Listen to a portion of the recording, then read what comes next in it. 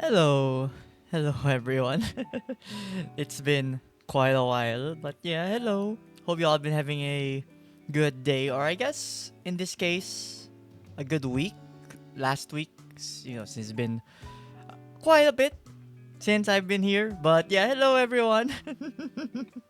I'm finally able to stream again. Who missed it a lot. I mean, for those who didn't know, the main reason why it took me this long to stream again was because I got a wisdom teeth extraction. But how do I floss? Apparently not enough. So the answer to that question is I didn't. Remember, kids, floss your teeth.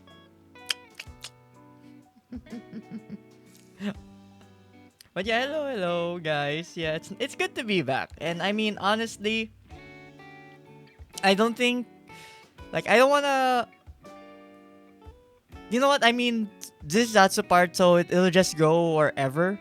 And I know the atmosphere is, especially for anyone who follows this hobby, is very heavy right now for obvious reasons.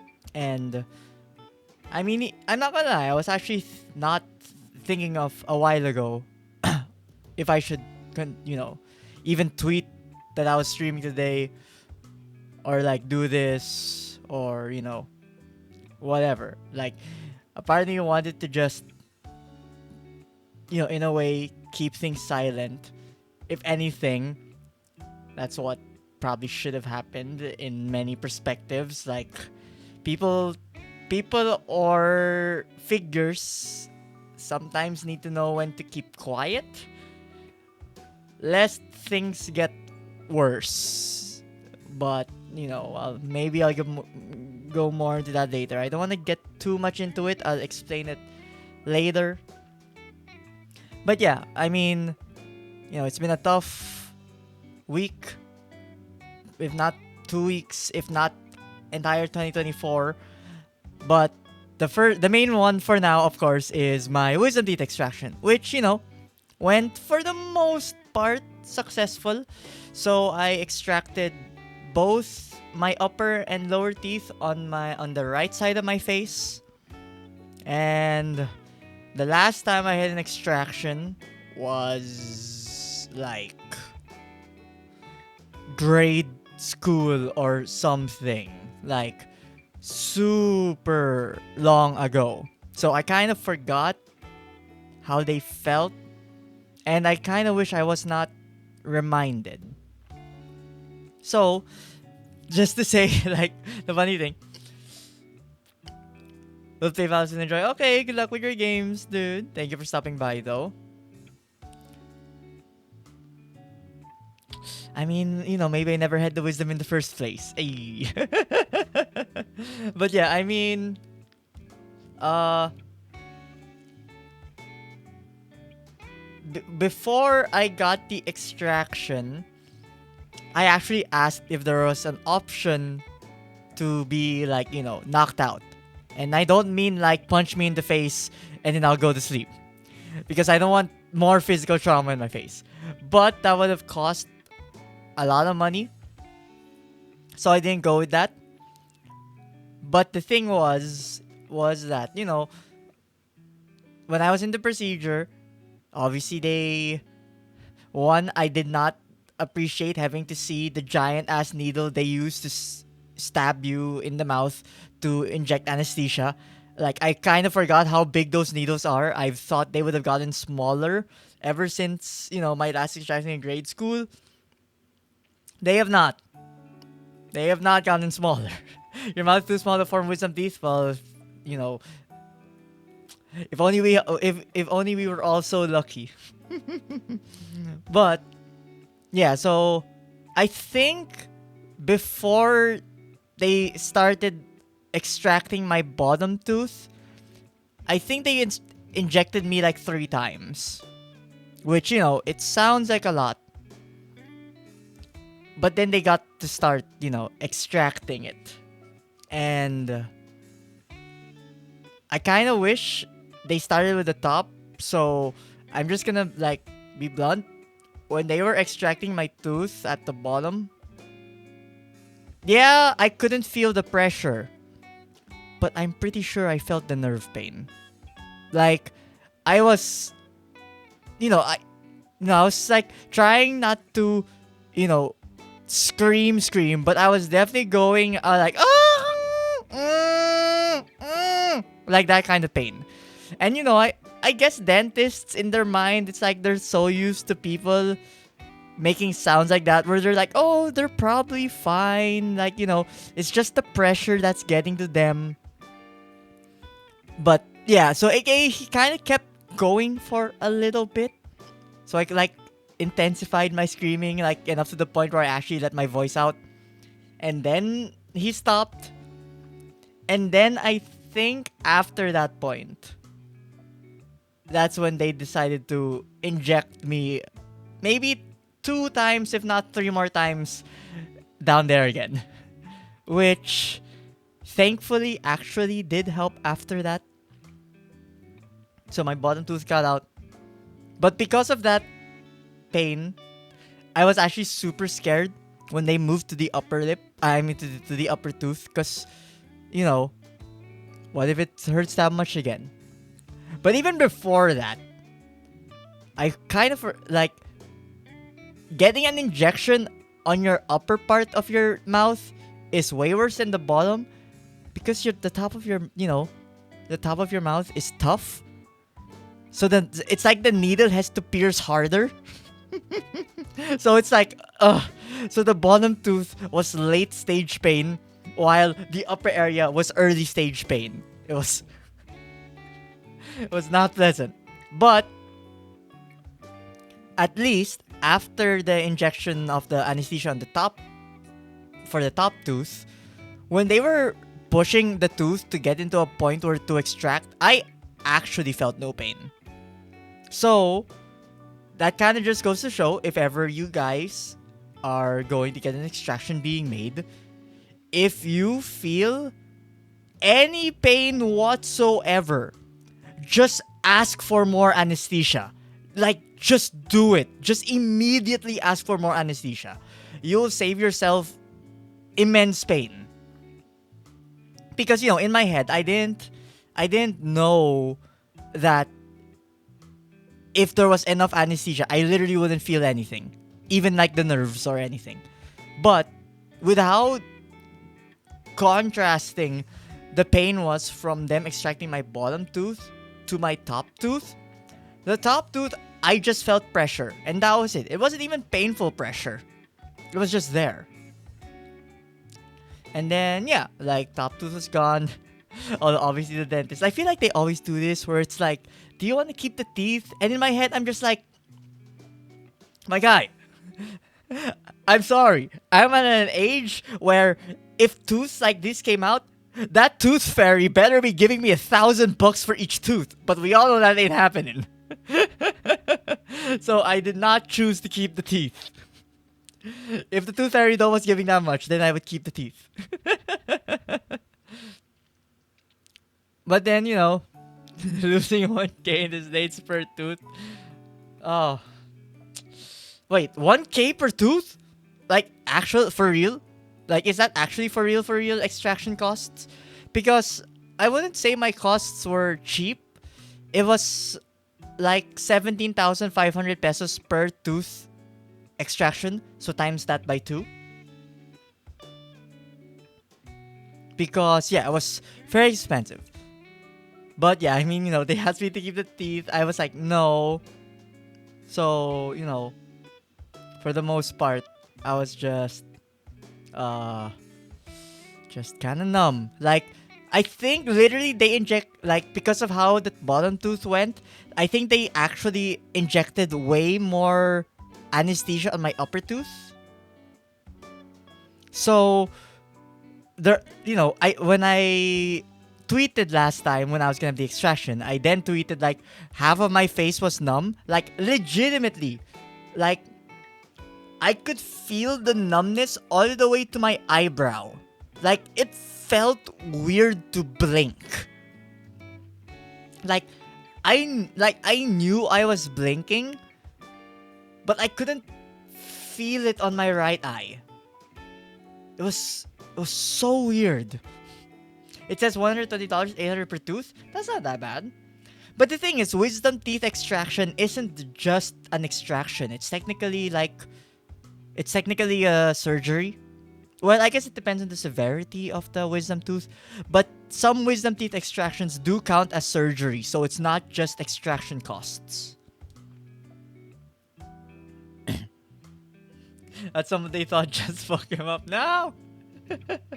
But yeah, I mean, that's why legitimately when I was thinking, like, when half of my face was numb, I'm just like, is this what Two-Face's life is like? Like, I know Two-Face, technically his face isn't numb, his face is half burned, but I mean, I would imagine with his face being half burned, it eventually gets to a point where he feels nothing there. Like, it's just half of his face feels normal, half of his face feels numb. I mean, unfortunately, I didn't have a split personality nor a coin to flip to be like, oh, I wish I could get this or do that. Instead, with all the no. I mean, to be fair, my jaw was kind of swelling, so if you could, I wouldn't be surprised if someone might have mistaken it for some Botox from all the pain. But it definitely was not fun after that, though, because you know how they're like, oh, you should put this cotton swab in your mouth so it absorbs all the blood, and then I had to rotate that like many times through 30-minute intervals. It always scared me removing it from my mouth.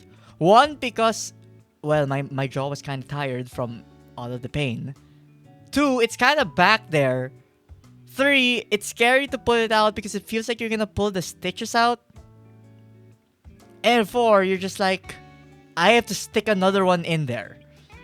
And you're just like, am I even sticking it in the right place? But yeah, it's like that was like went on for many hours. Strangely enough, I did not taste the blood, or maybe the mouth just got used to the taste of blood, so I just never tasted it. But it wasn't pleasant. Like, yeah, I kind of forgot how scary extractions are. So for anyone who, as a kid, was scared of extractions, don't be ashamed. Extractions really are scary. Not just because of the operation in question, but because of the situation or the state you are in after it. And I know they're like, you can have ice cream after you have your extraction, but I'm just like, isn't it kind of bad to have like a layer of sweet stuff on top of a gaping wound? Because ultimately, isn't that what an extraction is at the end? You remove the tooth, all that's left is a hole that gets stitched up, I guess. It's to make sure you come back. I guess so. I mean, to be fair, I do need to go back because I do actually still have the stitches in my mouth. And it's kind of weird because you know how when you move your cheek, you can feel like the back of your tooth if your wisdom tooth is still there. And then you kind of do that when you have food stuck at the back of your mouth. Yeah, when I move it, it feels like I have food stuck in my mouth. But I don't actually have food stuck in my mouth. It's just the stitches. And I am pushing the stitches and it feels weird. Sometimes a bit painful. So I'm kind of... I really gotta stop myself doing that, but But a lot of people, honestly though, after the extraction, I say eating, the only thing that hinders you more with eating more chewy foods is actually your own fear of like messing up your stitches. Because I was actually surprised for the most part after one day. I could chew food, I could have rice, I mean, obviously, I tried to eat it on the other side of my mouth as much as possible because I don't want the rice getting stuck on that side of my mouth. But I mean, for the most part, I didn't really have any problem chewing. I definitely couldn't open my mouth wide, but you can take small bites. Put in smaller amounts of food in your mouth. But for the most part, chewing was actually still very doable. The tooth. I mean, Year of the Dragon. The toothless dance. God, like that meme. I still remember the one video of it. The one that for some reason they just like got silent main characters to do it, like Master Chief. Well, technically Isaac Clarke is not silent anymore in the Dead Space remake. In the original Dead Space 1, he was silent, but you get what I mean. That was like such a weird meme. I mean, to be fair, it was a nicely animated dance, but like it just existed. Also, to be fair, that video of the How to Train Your Dragon recap was like not even new either. That's like an old video, right? Like I remember checking his channel and then like he's smart about it. If he doesn't have a new video, he just recompiles his previous videos and then re-uploads it, which, gets new views and compilation algorithm stuff, like, very smart. But yeah, that's why I'm like, maybe people rewatched one of those newer compilations and then, it came back up in the mind, which is why I got famous plus. Which is why it resurfaced as a meme plus Year of the Dragon. Hey, I'm not like the meme person here. Usually other people meme for me. I'm like some spur of the moment jokes and very seldom inspired meme edits, but those are very rare. I am not built for the comedian life, unfortunately. And then for the most part after that was just relaxing, watching shows, eating soup, which, cream soup is nice. I mean, corn cream soup is pretty nice, and playing some games and watching some videos. It was all like, which, maybe before.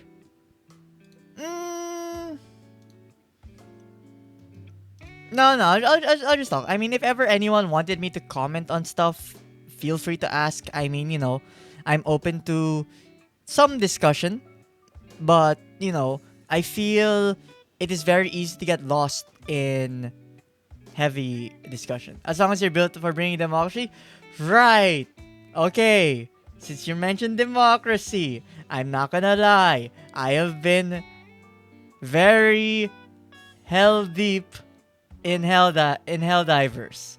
Like I'm going to look at my Steam now. Helldivers 2 came out last Thursday afternoon, I believe. According to my Steam, I have played Helldivers 2 for 29 hours. Which, for a working man, that is a lot. It's been a while since I've been this sucked into a game. Like, as someone who has played Helldivers 1, I wouldn't say skeptical of Helldivers 2, but I was very curious after their initial announcement on how it would handle the third-person perspective.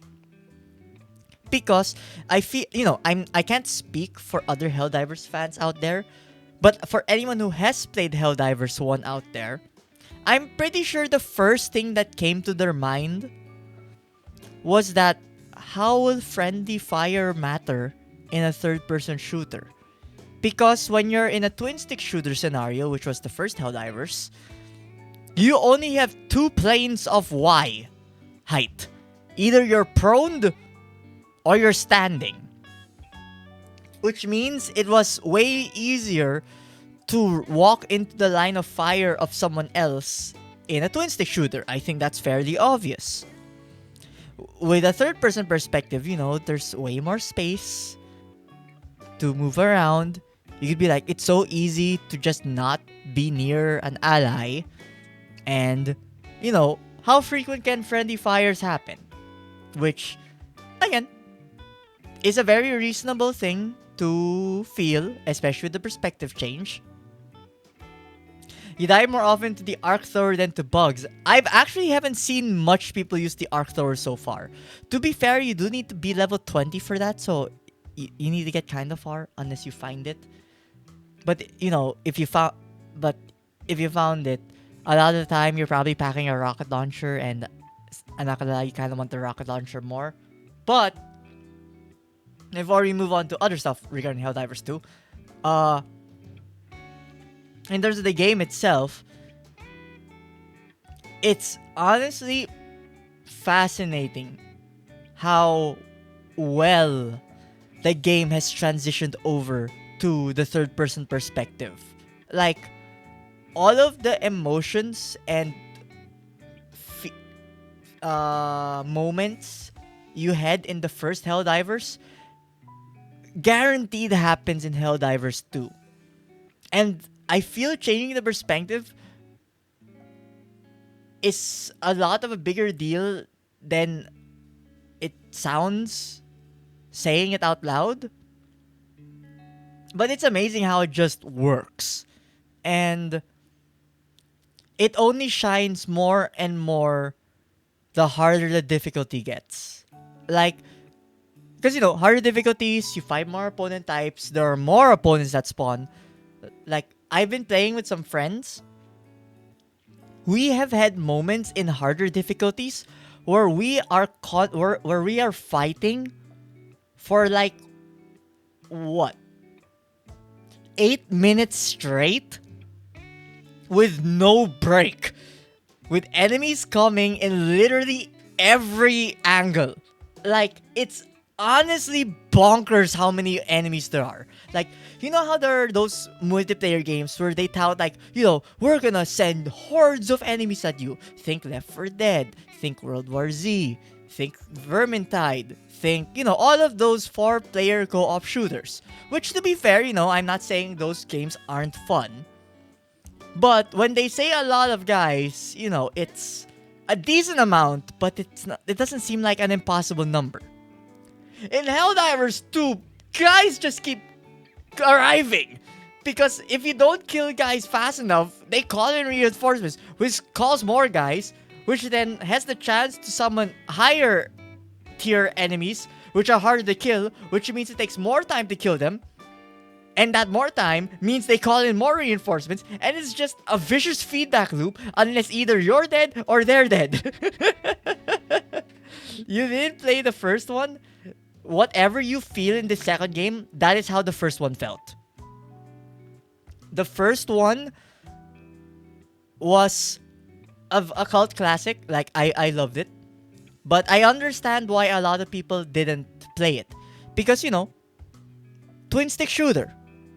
I feel I'm not gonna say there isn't love for twin stick shooters, but it is fair to say that it is not a common perspective in games, right? Like, you usually get like 1 or 2 or 3 that you hear about every few years. And then there's a lull until, another one resurfaces. But the first one, you could definitely tell, felt indie. Like, the graphics weren't bad, nowhere near bad, but, you could definitely feel the perspective was the way it was, because it also helped limit your view. So the amount of enemies that could spawn could only be so many. Because, top-down twin stick perspective. You couldn't see that much. Guys off screen, who knows, maybe they didn't exist.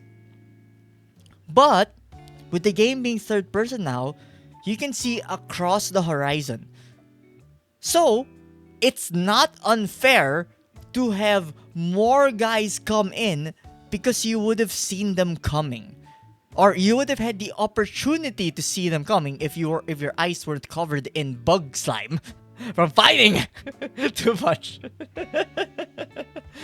But it's just chaotic fun. It's like the year is starting really strong with a fantastic multiplayer game. Like, legitimately, it's been a while since I've had a multiplayer game that was this fun. And I know people are gonna, oh, but ultimately it's just Starship Troopers. Here's the thing though, it's better than the Starship Troopers game, which we got like last year. Like, remember, I forget if that was last year or last year, but there was this first-person Starship Troopers game, which it was fun. It had some weird base building mechanic for defense and stuff. I know technically it's early access, I think. But like, Helldivers 2 is just a better Starship Troopers. It does the comedy better. Like, I don't want to spoil what it does in the tutorial, but it does something in the tutorial which just emphasizes like how overly patriotic the people are and the lengths at which the tutorial brings the cadets up to speed.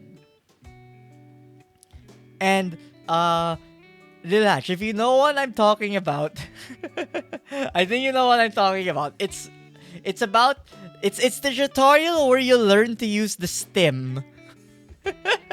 Which, it's like the funniest part of the tutorial. Not to mention, the rest of the tutorial is pretty, well, it's a fun looking tutorial. And, again, to the comedy, it's funny how they use live fire in the tutorial. Who needs fake bullets? If you're supposed to be a savior to people, you gotta be able to handle real bullets. Yeah, Helldivers 2 has been a blast. There were definitely server hiccups in the first few days. I mean, the game sold a lot more than I feel people were expecting. Like, I saw, I think, a post or an article that the game director or something for Helldivers 2 says they've sold over 1 million copies. Which, that's a crazy amount for a multiplayer game, especially for something like Helldivers 2. Like, I'd argue Helldivers, Arrowhead as a company, is very niche. Because I guess if people don't remember who Arrowhead are, one of their other famous games, which was, also felt very indie, that people maybe don't remember, although if you're a fan of Arrowhead, you know what it is. They're the guys who also made Magicka, which, if people don't know what Magicka is, it is also a top-down twin-stick shooter, but with magic. And its entire mechanic was that you had elements, and then you would mix and match the elements to create spells. And it also had friendly fire. So, literally Helldivers before Helldivers, but with magic.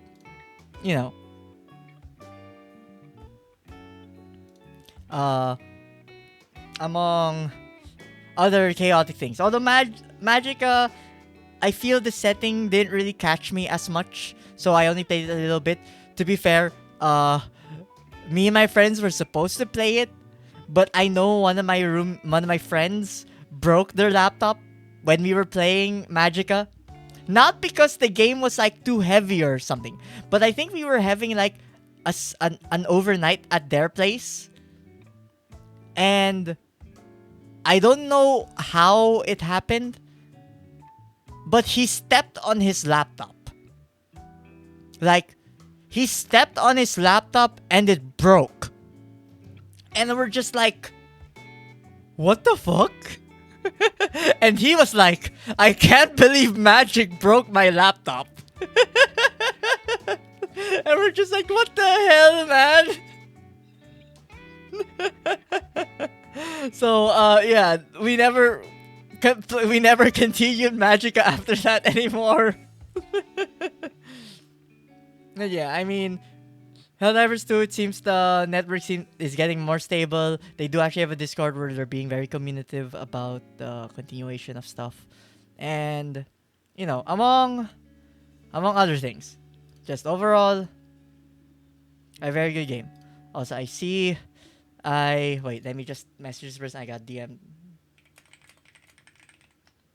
I was made aware. Dude.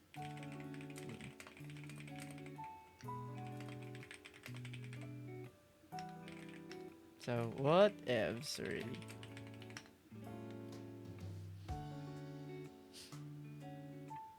But yeah, sorry. I got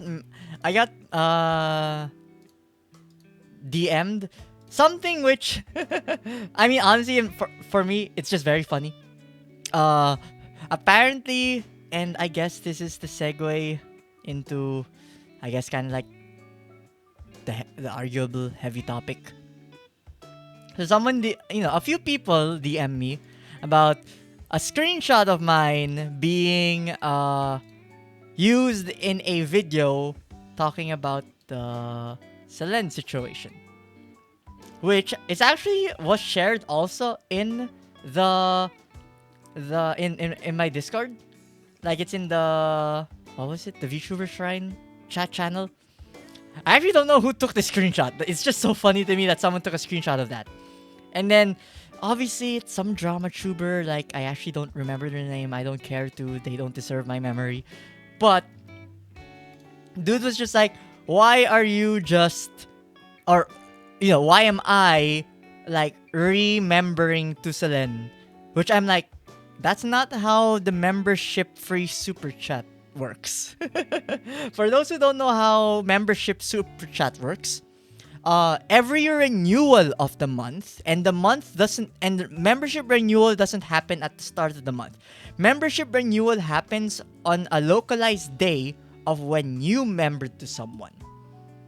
So, when you pass a month of membership, every month you get one free member super chat.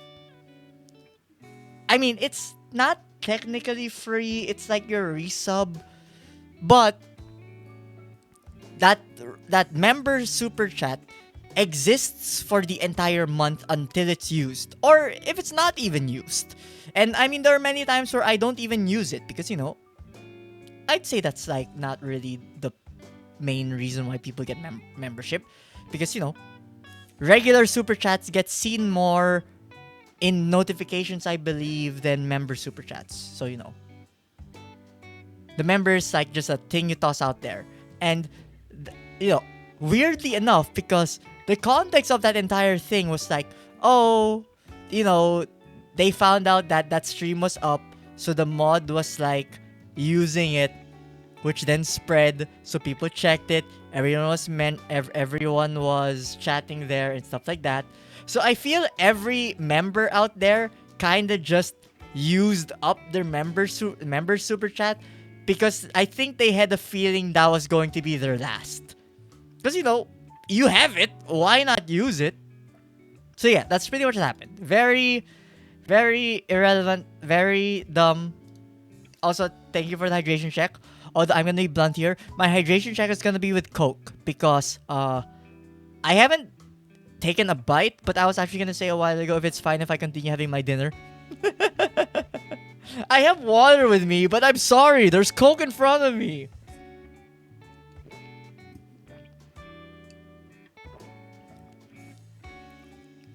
To be fair, Coke is pretty refreshing. Hey, all it says is hydration check. It is still a liquid. What am I eating? It is chicken. It is unfortunately a breast part. So it is the inferior part. So, I mean, it's fine. It has more meat, but it's still the inferior part. Of course it's a cooldown. I mean, they're not bad, but they're definitely not as good as the thigh and leg. Let's be real here. Chicken thigh and chicken leg are way better than chicken breast. Like, anyone who says otherwise, why? Ooh, lamb. Lamb sounds pretty good. But yes, I've just been having. Wait. Sorry, I feel if I'm. I think I have a burp coming. Excuse me. Oh, you got lamb cubes. Yeah, lamb cubes are pretty nice. Having a compact, like, chewable parts are, it's convenient. But yeah, I mean, again, just to, because, it's the second time you ever had lamb. Lamb's so good though. You should have it way more. But yeah, I mean, again, I don't wanna delve too. Okay, lamb expected you. True. I won't dispute that. But I feel for anyone, and not that it matters, but I feel I should just, be transparent. For the most part, the entire situation ever since January, I've always had what you would say, a middling stance. Like, I like to look at things on both sides, and I can't stop myself from doing that. Like, no matter how much I, attribute a lot of things the way I am conducting things because of Selene, and, they've given me a lot of entertainment. I look things, I don't want to say objectively, but not blindly either. So, and if it isn't painfully obvious, Twitter is an echo chamber. A lot of Discord channels nowadays are echo chambers. You do not want to be a middling, much less an opposite person in an echo chamber. That's just asking to get your mental stability shot down. So I've chosen to, for the most part, kind of, maybe this is too heavy a word, but disassociate with everything that's happening. I mean, I'm not gonna say I've been ignoring the info that's been coming out. Obviously, I have. But I feel at the end of it all, a lot of what's happening nowadays is he said, she said. And everyone's chosen a side to, believe someone said more than another. And that, things go too far. I think it's a good choice not to end up singing with people's thoughts instead of giving it time for you and get your conclusion. I mean, that's it for me also. I feel I can't wholeheartedly be in any one side, because at the end of the day, no matter how things are, we don't have the facts. And yes, it's very easy to be like, why would the individual be worse than the company? Or, an amalgamation, you could say. But at the end of the day, it's personal interest. Everyone has their own interest at heart, to some extent. And I don't mean that in a way where it's like, oh, someone's personal interest is in a way meant to cause harm to someone else. It's just that, personal interest will cause you to do things and or share information in a way that obviously is preferable to you.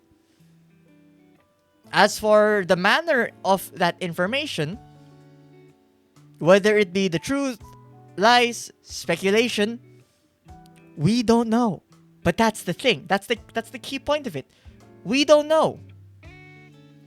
And I want to be, and like, a lot of people are like, what do you mean you don't know? It's clear to see that, they're doing some shitty thing. I mean, yes, the things they're doing is stupid. It's also shitty. But also at the same time, it's like, we don't know the behind the scenes. We also don't know the behind the scenes of the other, because I like how everyone, and maybe this is already like talking more than I hope to have talked about it, but everyone is like, but they did this, they did that, they did this, that. We're making assumption. They make a lot of assumptions on how they think, and how they think they're making things or deciding things to handle the situation, because of, how things are. But while it is plausible is not fact, because as much as you can look it in one direction, someone can also look at it in the other direction. Does that mean does that mean they are accusing the individual to be lying? No. But that just means being critical of the situation. And because even if you again, there's personal interest comes into play. And I know there is like that whole the heaviest part of it all with the attempt. But the attempt is definitely a big thing, which leads to led to the situation at hand. But we don't know the individual parts that led up to that. Because the thing I feel people sometimes forget, especially with stuff like emotional things, it goes almost like anything. It goes two ways. Because there are people who are depressed, stuff like that.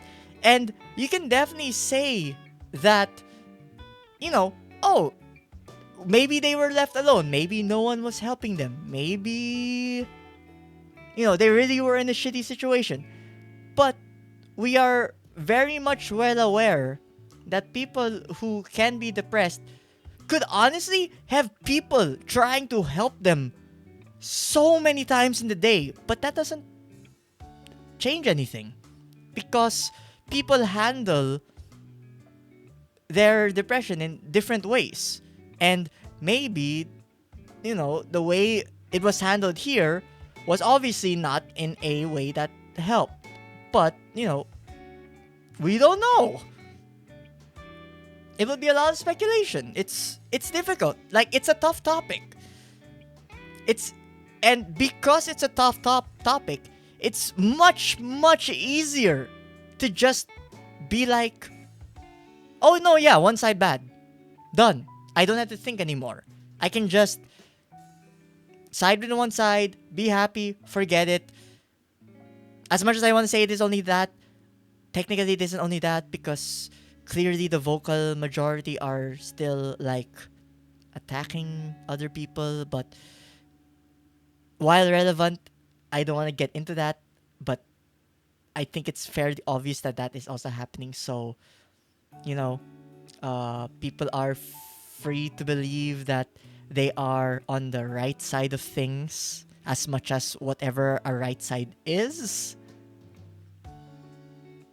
But nothing is ever as clean as people would like to make it out to be. And, I mean, if anything, also, especially with the thing that happened today, was it dumb that they made two statements? Honestly, yeah, it was pretty freaking dumb. Actually, super dumb.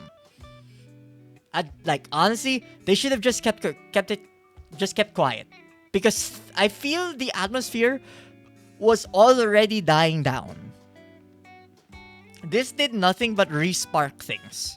And now, atmosphere is once again heavy. People are they don't know what to do. They don't know how to feel. Some are very adamant. Some are trying to hide from the adamant people. It's all a mess. And, again, when I said, I wasn't sure if I wanted to do this stream today, because, again, I wasn't sure if I was, mentally was Okay? I feel the more I don't do my own thing, the more I'm gonna be trapped in my thoughts. And that is not helpful. So, if anything, if people need time off, just do it. Just have time off. And, here's the thing. Some people are like, oh, if you're silent, that means you're not complacent. You are compliant with what's happening. Which they are free to believe that. I mean, yeah, they are free to believe whatever they want to believe. Because regardless of whether you said something or not, if what you said wasn't as strongly sided as what they would want you to say, then they would have thought the same thing anyway. What matters is obviously, your own, mental health. So, take a break if you need to. Like, honestly, and I mean, if it hasn't been obvious since January, that's what I've been doing. Like, I have chosen not to engage too much because I know it will only lead to eventual, like, unproductive back and forth, and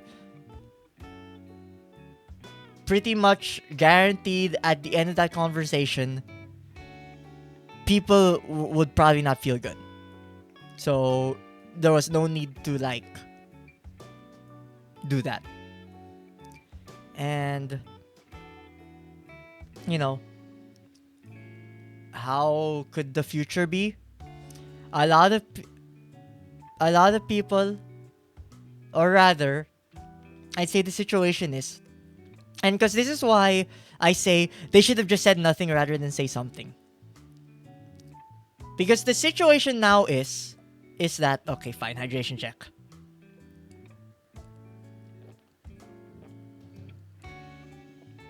Thank you, though. Because I feel the situation is so volatile right now and so heavily echo chambered. It's not a situation where people want things to be better. People want things to fix. No. People don't want things to fix. People want things to be gone. Like, they want it to be gone. They want it to die. They want it to suffer. And saying anything in a situation that is pretty much that, there's no winning. Like, there's actually nothing you could say other than, I'm going to, do the thing you want that will make them happy. So, yeah, it was pretty dumb. And if anything, it's only emboldened them. And things will be very stressful for, I don't know, the foreseeable future. And because it is that way for me, like to be blunt, I feel it'll be a while before, I don't know, I can rewatch any, like, VTubing stuff. I wouldn't call it a hard topic. I would call it a heavy topic, for sure. I'm just talking about, the thing that happened a while ago, the situation, handling it, like, it's a lot of things. And people are understandably, very heated. Which, again, I get it. And I don't want to deny how people want to feel. But there is very much an atmosphere of people being like, oh, you should let me feel how I want to feel. But if you don't feel the way I do, then that means you're wrong or you're bad. So, be respectful to me, but I will only be respectful to you if you agree with me. And that is a very toxic way to think. And people are only, again, getting emboldened by it because they believe they are on a right side, which I feel this scenario has blown up a lot more than just that. Like, if it wasn't obvious from things a while ago, at this point, this is lawyer stuff.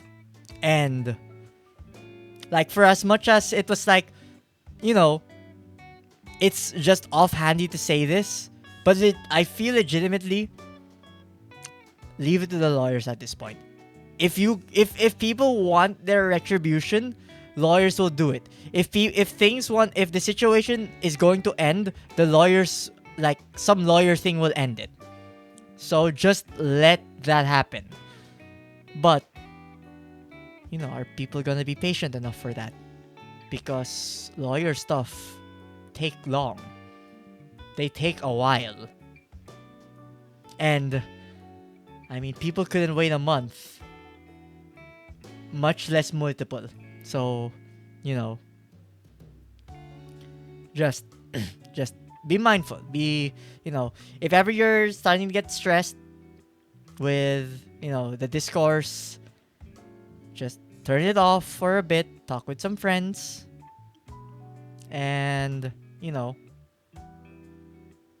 while it hurts to say this, maybe, who knows, maybe it's time to move on. As much as it kind of like hurts for me to say this as someone who, again, was not shy about my, initial bias for obvious reasons.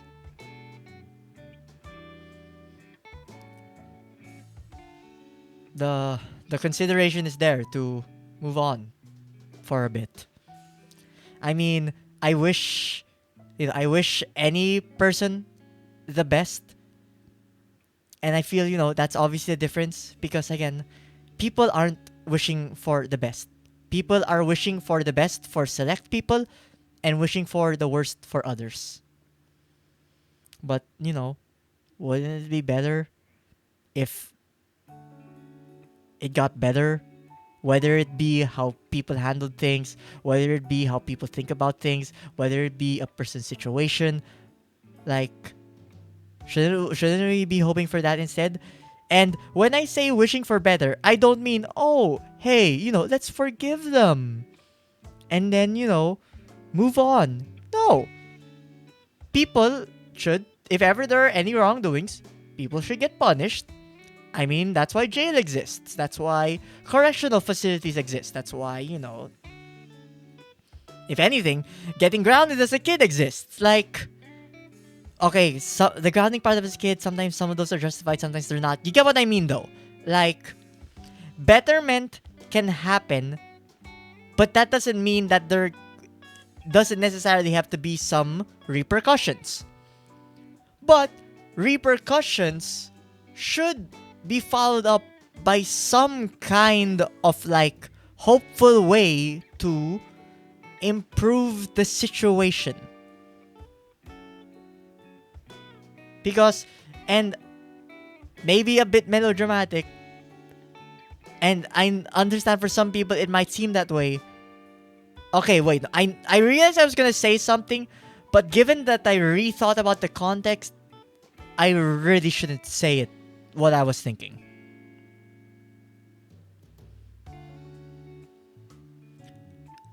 I'm going to stick with, again, there is a betterment that should happen on all sides, I feel. And even for the fans following. Because there's definitely a lot of, like, harassment going around. And the people in question on both sides already said, like, harassment would be, don't do it. Because, the main person in question was like, they've been through that. They don't want anyone else to go through that. Clearly, that is falling on deaf ears. And, for people who are supposed to be on that side, you are definitely not listening to that side. You are listening to yourself and then conveniently listening to that side when it accommodates you and agrees with you. And I mean, people are free to choose how they want to think. But I refuse to involve with that directly because yeah, it's only gonna go one way. I was about to say it can only go two ways. No, it won't go two ways. It'll go one way. With anger, with hate, with sadness, with only negative stuff. So yeah, I feel a lot of that rant started becoming very unorganized, but there is way too much to unpack. There's way too much happening. There are way too many variables, and like I mean, if it it's a mess. Clearly, it's a mess. I mean, the entire situation came about because it was a mess. So and it will continue to be a mess for a while. I will let the more vocal people out there do the talking in terms of the Twitter space. But yeah, that's as far as I'll probably go. If anything, this was probably more than I was kind of hoping to say. I guess they kind of have some bottled up stuff inside me. But that's as much as probably I'm gonna say. So just I guess in the end, take care of yourselves. Anyone who's in this hobby, you know, if you have to step away, just step away. There are probably other things that we could distract ourselves with, and like I'm not like gonna pretend that that is an excuse because it is. Find an excuse to occupy your mind. Just do it because that's what we need. Have you seen the series of Bad Omens? I have to think about it a lot. They watched Jesus as he was put on the cross, and the demon asked the angel, "What did he do that everyone is upset?" He said, "Be kind to each other." Yeah. Because, you know, people have flaws. And I feel people are thinking they don't have flaws. People are thinking some people have flaws while others don't. And that is, again, fueling scenarios. And that is all it is. They are fueling scenarios, which leads to baseless discussions and accusations. So, just take it easy, I guess. Okay, Simon. Good luck with whatever you're doing for work. Thank you for stopping by, though. And I appreciate the lurks. And yeah, I mean, I feel I'm gonna loop and maybe say some things I don't want to say if I keep going, but yeah, like it's painful. Like I've seen friends who they're very sad about the situation because even if it isn't with the direct person in question, with others being involved in this, like it was originally something that gave joy to a lot of people, and it's anything but that right now. And it's painful. Like, the only thing I can kind of equate it to, which in my mind happened, this was like how long ago? 6 years ago? 7 years ago? Like, you could say, and God is gonna make me sound like an old person. Back in the older YouTube days, like, cause me personally, in the older YouTube days, like one of the podcasts I followed a lot was the Co-optional podcast. And that was something that I looked forward to every week. Like Toto Biscuit, Dodger, and Jesse Cox, plus whoever guest they got. It was always a fun watch. Games was my main hobby. It was interesting listening to them. I mean, TB had a amazing voice, like so soothing. And I always look forward to that. And at the time, I was like a game dev at the time. And, you know, unfortunately, you know, TB died of cancer one day. And it was very abrupt. It, like, I think I actually did cry that day for the loss of someone who I never even met. I never even talked to him. Because regardless of whether you've talked to someone or had direct interactions with them, I mean, like anything. I mean, we cry for TV shows, we cry for, stories. But these are real people. And in a way, losing them, it hurts. I mean, maybe in my scenario though, when TB died, it was a bit heavier. Like, again, maybe not to make a topic heavier than it already is, but, when TB died, that was like just a few days after I lost my grandma. And that was also the day I learned I was going to lose my job because the company went bankrupt. So, yeah, I was kind of just like compounding negative things that all happened at the same time. And it hurts. And sometimes, like, when you lose that thing, you don't know what to replace it with, because like it hurts for me to say this, but the podcast was never the same without him. Like, I know they tried to keep it up for a while, but it just never felt the same. And I mean, maybe for those who didn't know, in a positive note, Dodger and Jesse Cox are doing a new podcast thing that just started like a few weeks ago. So, if people wanted to recheck on them how things are half a decade later, they're still keeping on, which is nice, but yeah, we get invested. Things hurt. So, and the thing is, the situation right now is it isn't gone yet. It is, I don't want to say in the process of that, but it definitely feels like it definitely feels like a fire that's just gonna keep burning. And we don't want to be in that fire. And then people are just adding more fuel and more fuel. Ironically, unfortunately, it is both parties. Sorry, let me rephrase this. It is a back and forth of fuel. Because I don't want people thinking the fuel was only coming from one side. Because it is not. The fuel is coming from both sides.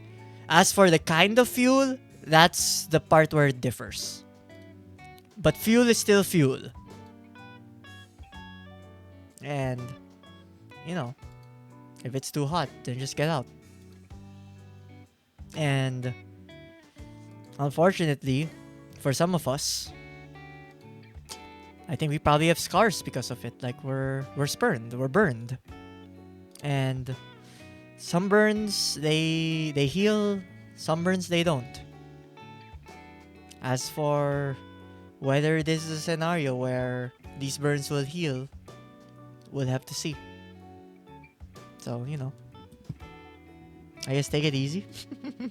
I guess I know I've said that for a while, but in the end, that's all I can really say. Because, like for other people, it's like we already have the person back.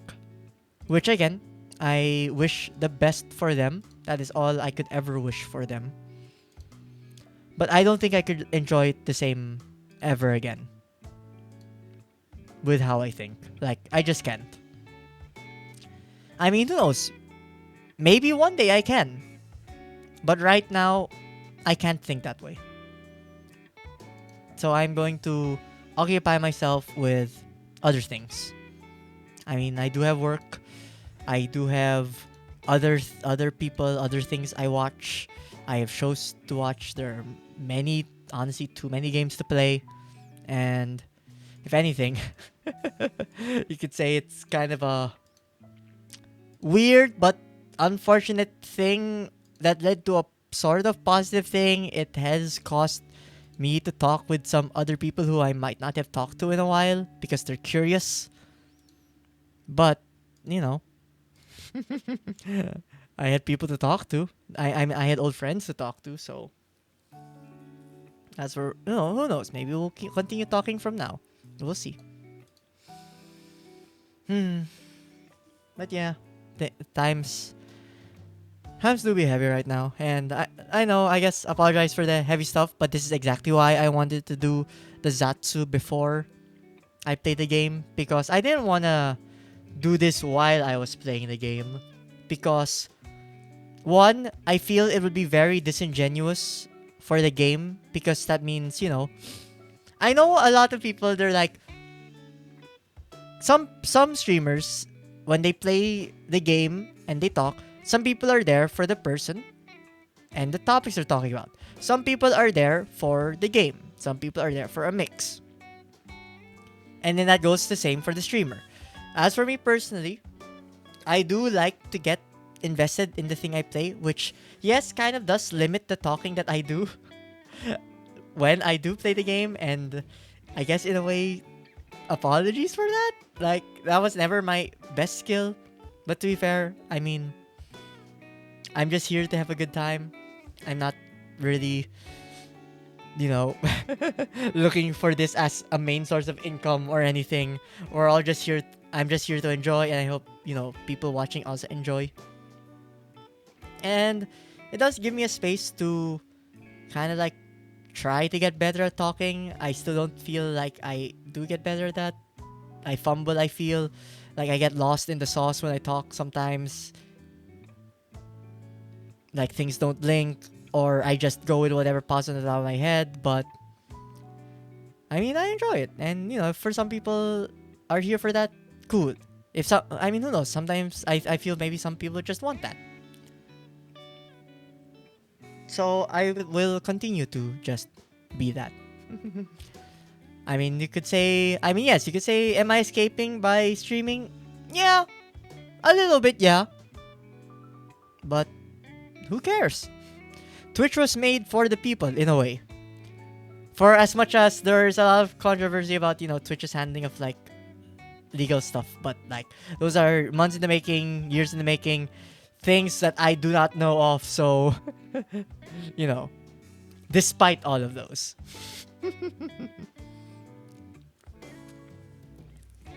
But yeah, I think that's enough of the heavy stuff for now.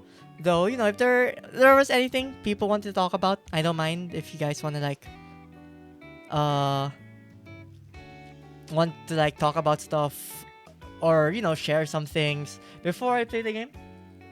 But if not, there is a bit more of Dredge to finish. I'm not sure if I will finish it before the end, by the end of the stream, but I do know it's just one last section. Actually, it's kind of interesting to say that. It's glad to feel that I have strong empathy, because if anything, a part of me sometimes actually feels like that I don't feel enough. Like, it's the fact that I think about things in a much too calculative way, that, like, there are times where I feel I have a lack of empathy because I am too, like, objective.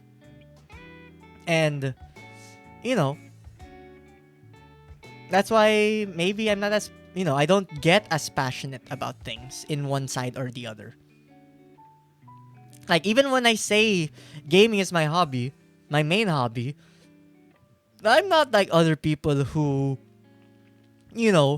remembers trivia stuff, looks up devs, looks up music producers, looks up song titles. Like, I don't get into it that much either.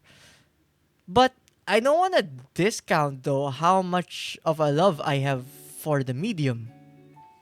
But I can't help but compare to others. Whether it be about games or again, whether it be with about supporting someone. Like, I would, like, again, I think I said on Twitter, I would love to be able to just blindly give all of my support in one way. But I can't. And again, I don't know if that's because of a lack of empathy or maybe it's just because the empathy is too spread out. But I mean, like anything, I feel like I've always kind of described myself with a lot of other things. I always kind of consider myself a jack of trades, a jack of all trades, master of none. And I don't think that that aspect has been wrong ever. But that also kind of means it's kind of painful not being a master of anything. You know, when there's so many people that are a master of something. Because who remembers, who thinks or remembers the average person? I mean that's what the word is. The word's average.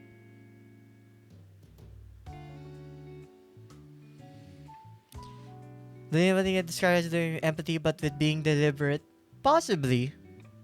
But yeah, I mean, hmm. Maybe deliberately average. I mean, this isn't anything new to me. I've kinda already accepted that in a lot of ways I am probably average. But hey, I mean, average people can be happy too. I kinda just have to find it in my own way. And this is one of them. Yeah, and I do appreciate the people who are here despite that.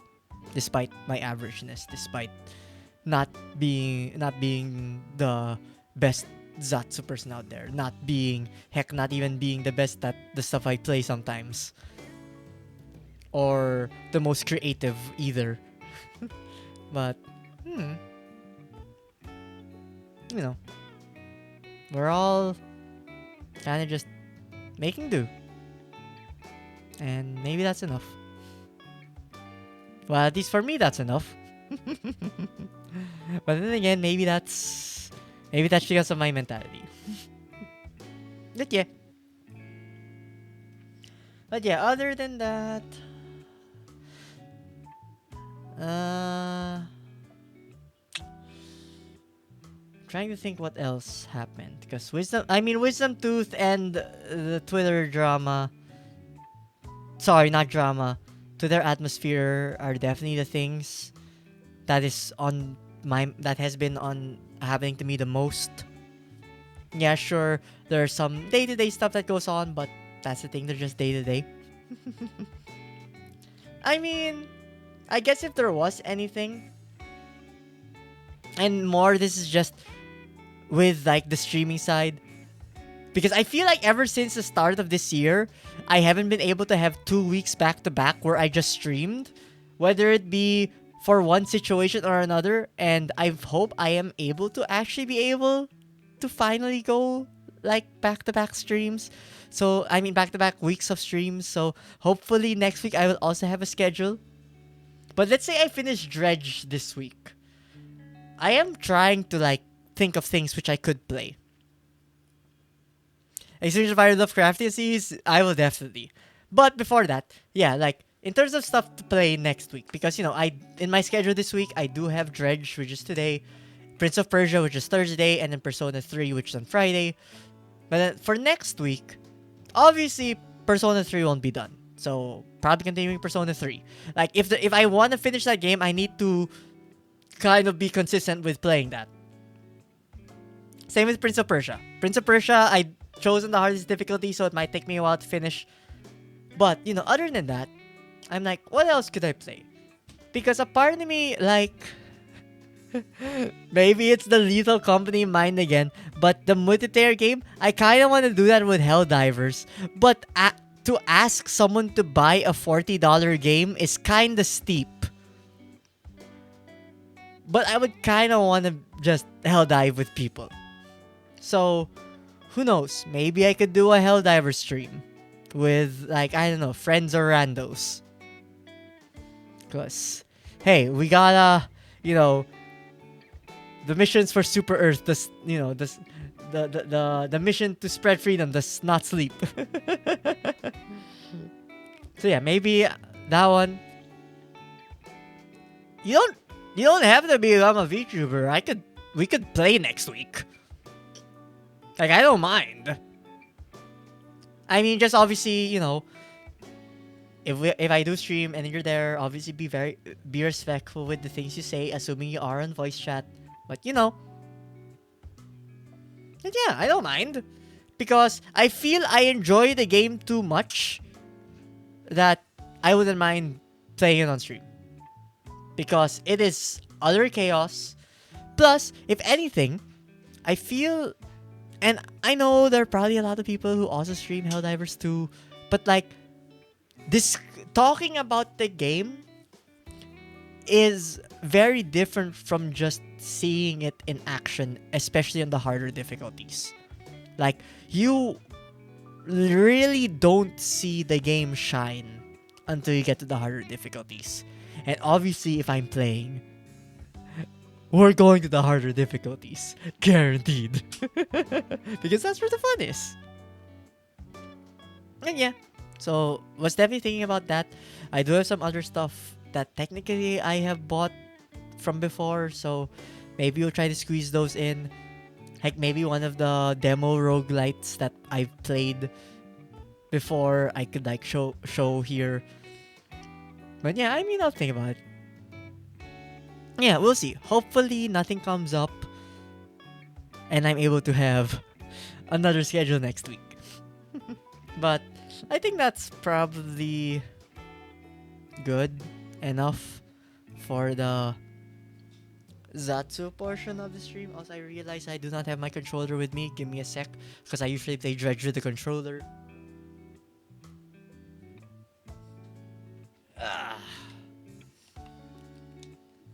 Okay, first things first. I have to change the stream information from just chatting to Dredge. Dredge. Hit done. Then I have to launch the game. Give me a sec.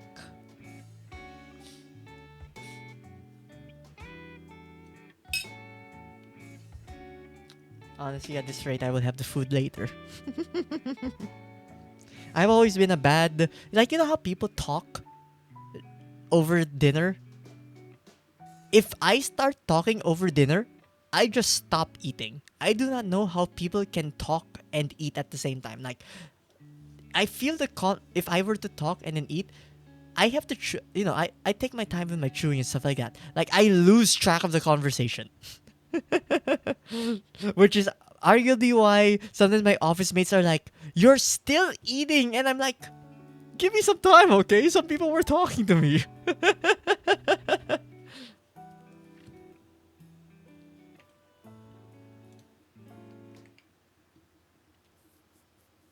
Okay, wait. Game full screen. Where are you, Dredge? But now I need to put the audio back. Dredge. Down. Alright, but yeah, it is time for Dredge. Because, it's... Like, if anything, this is the crutch of playing a game on stream. You want to continue it, but it's like, you gotta continue it on stream though. Especially, when I think about that, I'm like, Persona. My god, Persona's gonna last me like for half a year at this rate. But I don't mind, it'll be fun. And hopefully the controller's set up.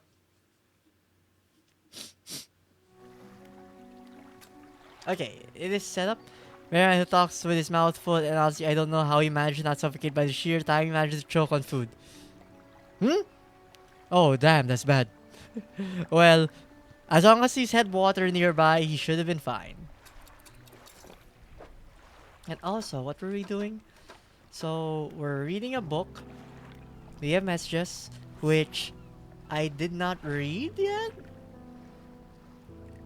Alright, let's just read them for now before we set sail. So Goldsmith and Son, number 27, Little Marrow, December 22, 1926. Received the sum of $50 and 0 cents in exchange for what I was trying to say. He is now 60 years old. I wonder, it's a wonder he's still. Hey, I mean, who knows? Maybe he's just one of the hardy adults. You know, he's choked enough on food where that is a norm now for him, and he is used to it. If anything, that is probably the least likely thing that will kill him at this rate.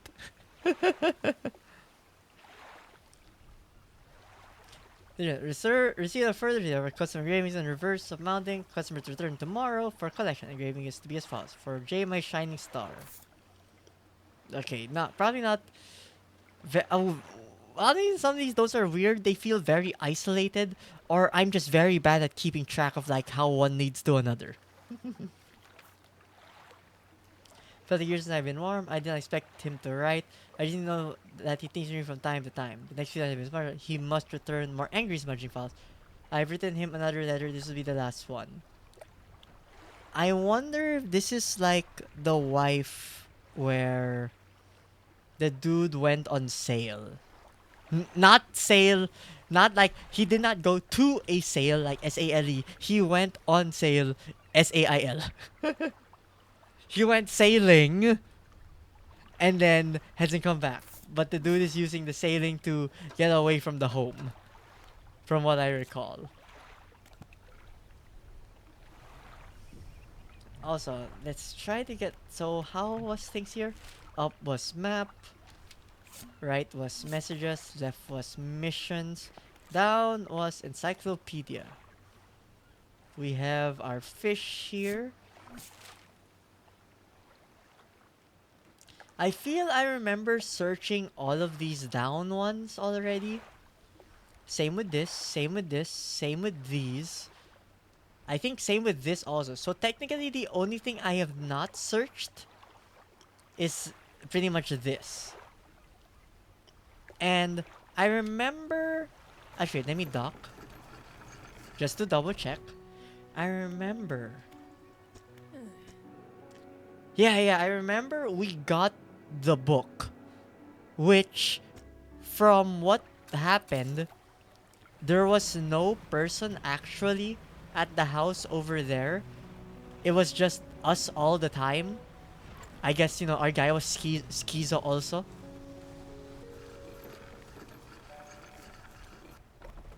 Like, if we go to the ruined mansion, yeah, it's us in a mirror? Question mark? I mean, it could be a situation where it's the mirror dimension. So it's not that it's us. It could just be like a version of us in the mirror world. I mean, he is wearing different clothes, so who knows? I mean, very, very plausible.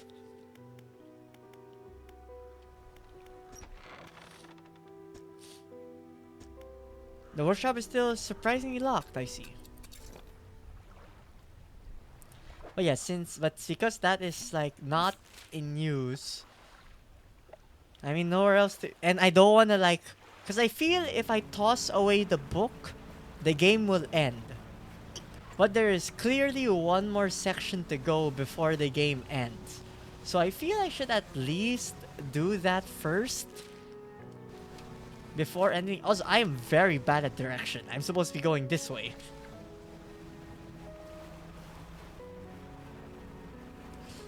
And the thing is, there's a compass on top. Like I should, I gotta remember to just look there.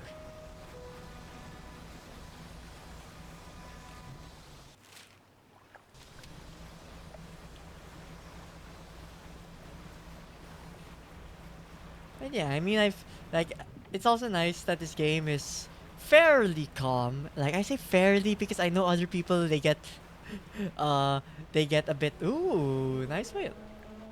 They get kind of like panicky with, you know, the eldritch stuff. But for the most part, I'm Fine. Also, hello. Are you a place I could actually dock? Ooh. Campsite. A small structure sits on the island. Nearby is an abandoned campfire. What do you want to do? Examine the structure. An old stone structure is built around the statue. The statue has its arms raised towards the lighthouse, a devil's spine. Whether it gestures in fear or praise, you cannot tell. I mean, I feel if your arms are spread out, there are two ways to tell. Or rather, I feel one clear way to tell if you are in praise of someone or in fear of them. If your hands are probably facing upwards, you're probably praising them. Because if you're scared, you're probably facing downwards. Like, those Chinese zombies that have their hands down? Your hands would probably be in that position.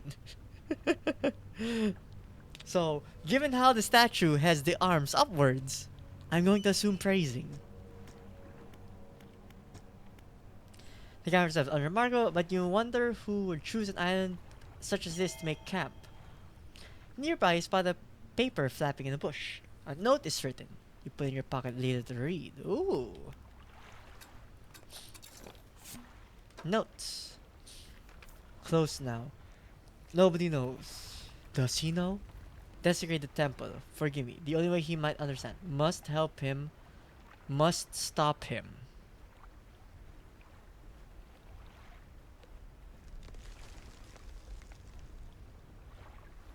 When I read this, and I know I don't exactly have any context clues for this, this honestly makes me feel like this is a note from the lighthouse person. Because I feel the lighthouse person is definitely in the know of the situation. And as for the person they're stopping, it could be the old mayor or maybe it was you. Because from what it sounds like, it definitely sounds like you were made, or not made, but you definitely chose to forget things. Because, I don't know, maybe things were too painful. Like, it definitely sounded like you lost someone special to you. Whether it be, like, your lover or your wife, but you definitely did lose someone. Also, hello, red thing. Oh, you're nothing. Okay.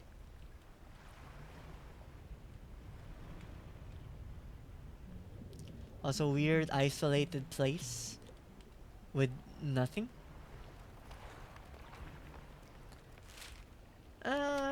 Fine. I'll get the free one. The free aberration fish. I said free aberration fish. Come on.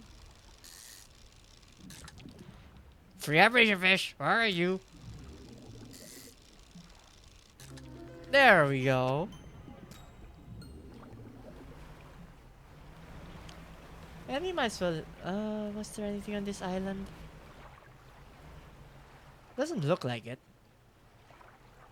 Alright, so this island is pretty much checked. I feel I saw everything there is to see there. But yeah, Devil's Spine. Final relic location.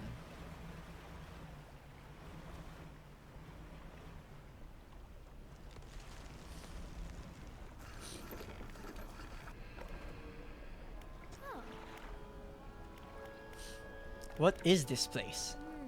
Some kind of ancient civilization must have lived here. Judging by the state of the buildings, things didn't go so well for them.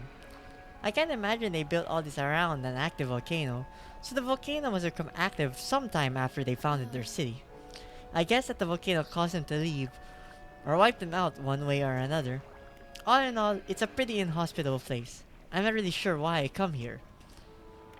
I mean, maybe you're clairvoyant. Maybe you knew I was heading here.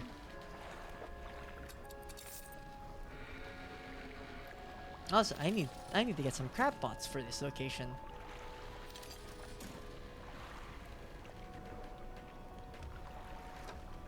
And then the general mall.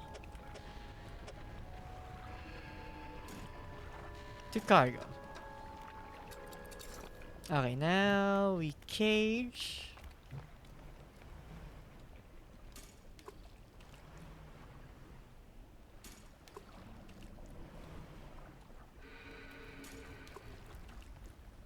Whatever's there though sounds pretty scary. I mean, it is the last location, so who knows? Maybe there's way more frightful things over here. I do still need to find out what I'm doing here in the first... I mean, other than the relic, but like, there's gotta be some caveat to just getting the thing.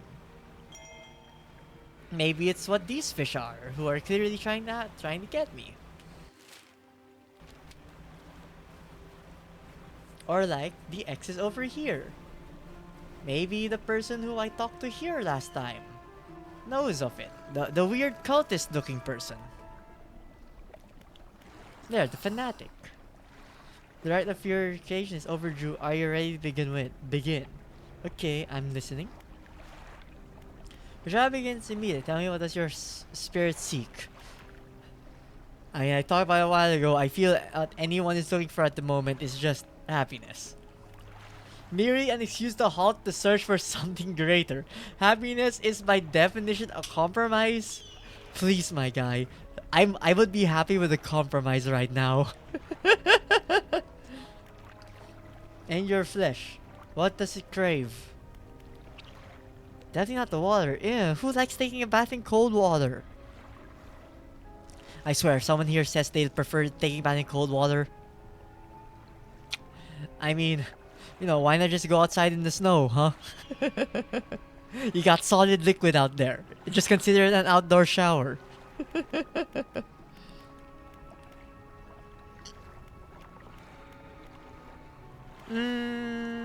You know what, let's humor the guy. Let's say the sting of the salt. Pain is a trick of the flesh. Do not surrender to it. Fine. What does the world deserve? Nothing? Exactly, and yet it takes endlessly. Harvesting, draining, but soon you'll know that it has taken too much. It is already too late. The trial is concluded. You still have much to learn, but that knowledge will be delivered to you in time. Now, your role as my initiate is to act as Herald of the Purge, just as I was for the one before me. The nearby spires blaze with eternal fire, yet the stone hearts of these three idols lies barren and void. Retrieve 3 fathomless flames from the crags behind us and ignite the crucibles. Visit the shrines of the deep. I will mark them. They will offer further guidance, and I must provide you no more. Ah, so there are like sacrifices for each of them. What about the stone columns? So the stone columns of the temple are carved with ancient pictures and text, but carvings they want to look at. Small creatures, sure. The carving shows a swarm of small fish surrounding a boat. The ravenous children, alone they are nothing. Together, they summon her. Beneath these words, Somni has added a crudely scratched note. Do not let them grip you, burn them away. Maybe they're talking about the swarm of fish that we saw a while ago? The large eyeless beast. The craving is of a large fish with crossed out eyes, carving. The unseeing mother. When the starving cannot eat, she approaches. Beneath those words, somebody has added a crudely scratched, blind but can hear her children. Avoid at all costs. So do not use ship speed up, because that makes noise. Do not honk. Like, do not toot your own horn when there. And I guess there will be some fish around, so maybe don't go close to them. The bubbling vent. The carving shows a bubbling underwater vent, the breath of salvation. It burns those that mean harm. Only the pure remain. Beneath these words, somebody has added a crude protection. Follow the magma, find them. That one's maybe more direct. When I hear follow the magma, I feel this, because the bubbling thing. So, aka, I am following this to... I see, a fork. I'm going to assume I need to go inner.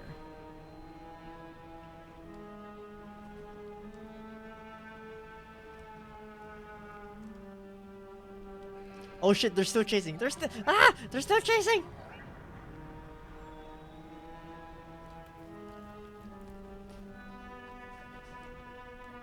Oh shit, they're still chasing. Okay, following the magma floor is not as easy as I thought it was gonna be. Okay.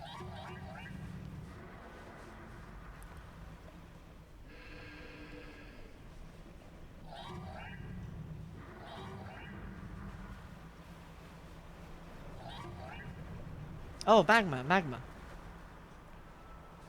No. Right, don't let them swarm. Wait. Where are you? Banish. Whew. I'm so glad I remembered I had this. Ah, and then it goes right.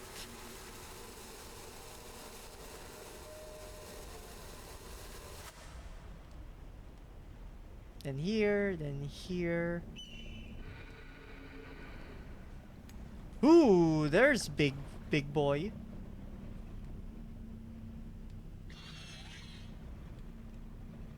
Huh. The magma trail stopped.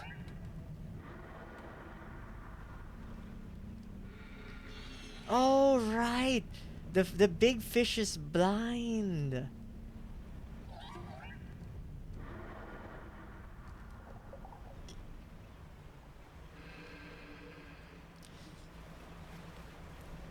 I don't know what I'm looking for exactly. Like at this rate, for the fishing game, I don't think there's actually any reason for me to fish anymore. Like, I have too much money, I have all of the upgrades. To prepare the ritual, you must light the stone crucifix around them with 3 fathomless flames.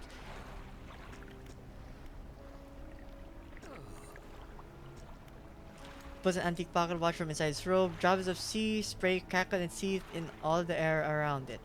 You're drawn to it, I see. It found me during my rite of proving as I scavenged for creatures of power.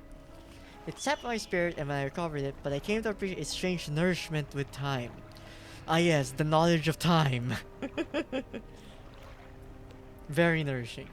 I mean, I'm actually surprised you're still alive in this place with, I don't know, very hostile fish. Are you the one actually catching them? I'd be very surprised if you were. Or who knows, maybe the blind fish is feeding you for all we know.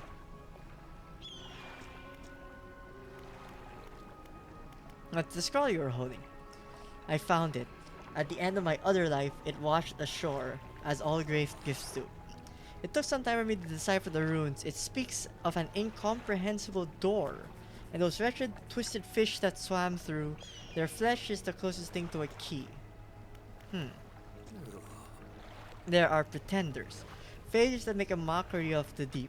I tried correcting their ways, but I soon saw that they had lost the path. I led them to their ceaseless hunger. Ooh, maybe those other people are like the guys that we've been giving fish to previously. I mean, for being lost in hunger, they all seem to have books though, so is that like the fate of all book readers out there? Eventually, you just become insatiably hungry as you are reading your tomes of knowledge.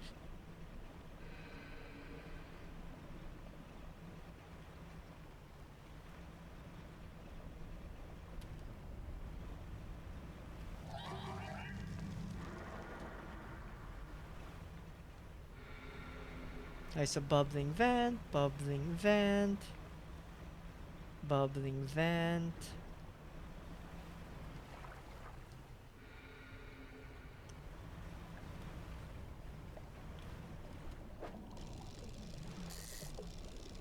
Sorry, I know I said like catching fish probably doesn't matter anymore, but I was actually thinking like maybe catching the fish is exactly what needs to happen here. Or maybe it's those shiny things.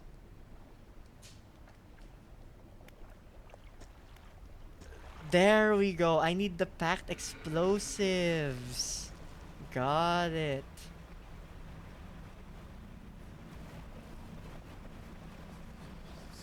Which I believe I should have storage here.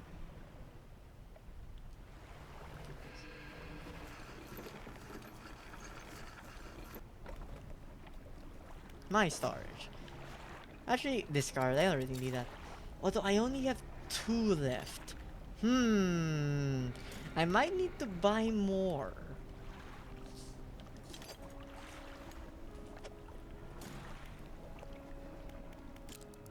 Sleeping with the fanatic. Hopefully he doesn't stare at us throughout the night. I mean, I wouldn't put it past him. He probably hasn't seen anyone else in decades.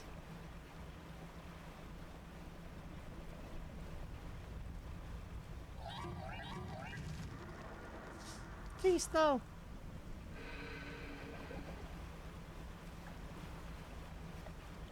Yeah, over here.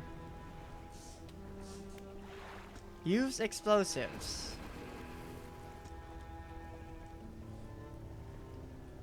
Then is this what it's looking for?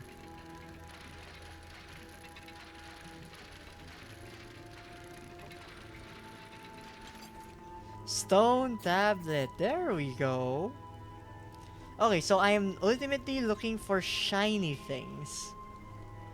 I mean, if I'm just looking for shiny things, I'm pretty sure I could just randomly go around this place, find shiny things, and then just pick them up. Right? Like here. This is a shiny thing.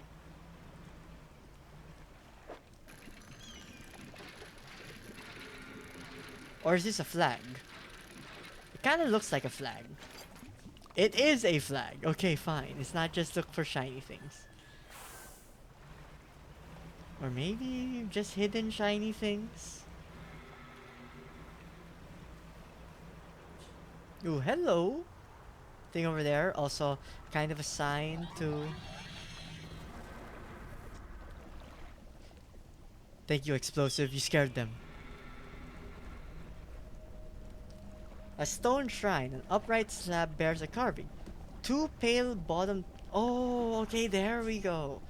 So we need to get the fish from a while ago. Damn, I shouldn't have discarded it. And 1 manta ray. Okay, here we go. Convenient.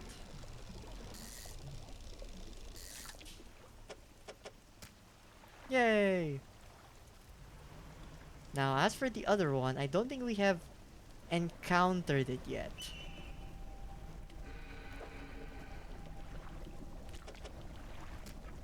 Okay, so that's 1/2.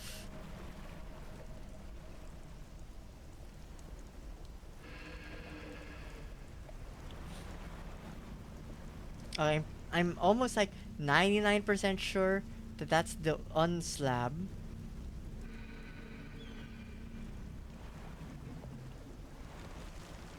Are you a slab? Yes.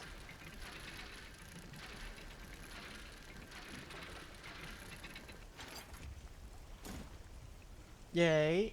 So 2 slabs.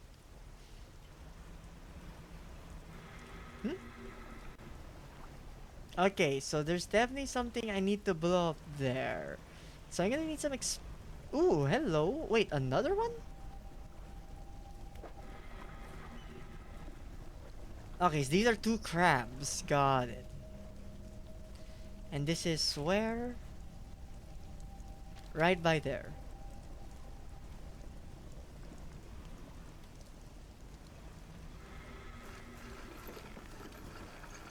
Okay, let's see what we need. I'll put this in storage because I don't need it. Stone tablet. Maybe maybe the trader of the Maros knows something about this. The trader at Little Maros? What?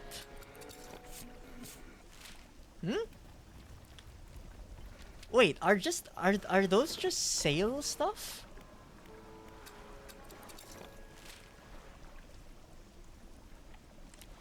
I mean, they are the things not marked on the map.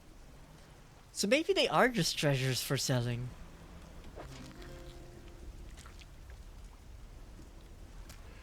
Also, nice form, lobster. It's like they're doing synchronized swimming. You know, wait, let me line them up.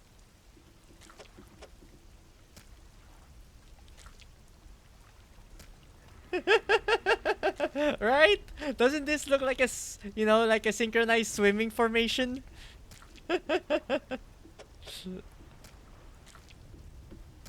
Maybe like that. Although it would be right if this one could also be here, so it's like they're lifting the one up.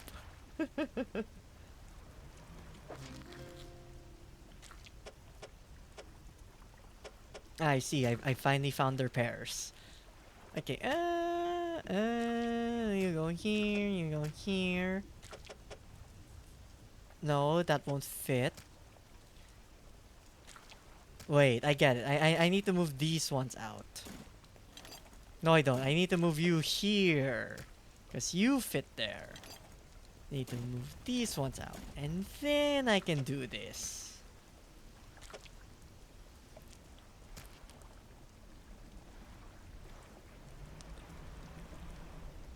Ah. Ooh. Careful.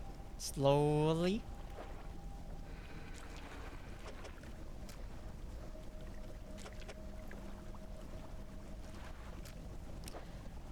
The rocks will almighty crack. Fathomless flame. Among other stuff. Oh shit, wait. Oh no. It's the Goblet of Fire. Harry, Harry, did you put your name in the Goblet of Fire?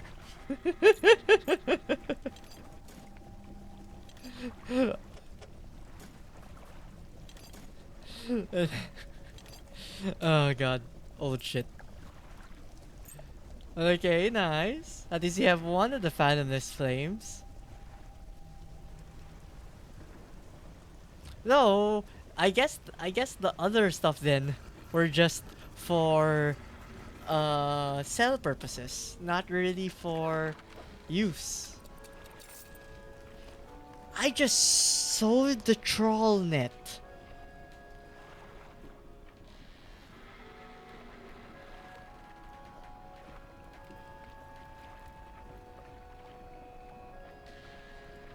No, I sold the versatile rod. Thank God I have 7,000 money. I need to go to the fish market to sell. I technically sold something. Not what I wanted to sell though.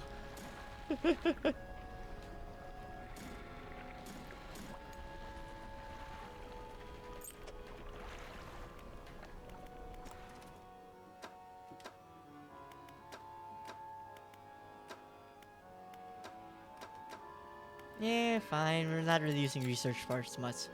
So just give it to you. And we might as well... Nice, at least it exits off.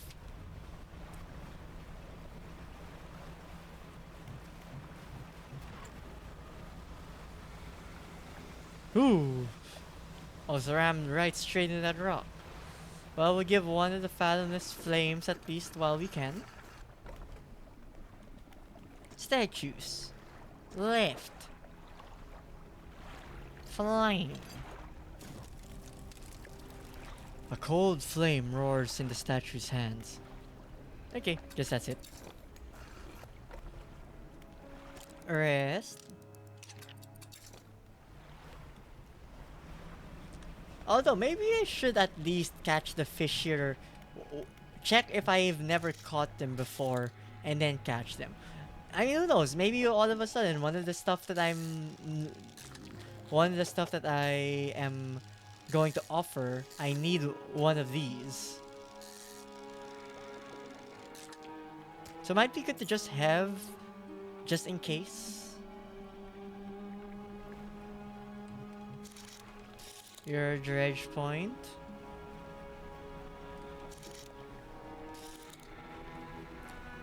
Ooh, give me my L piece.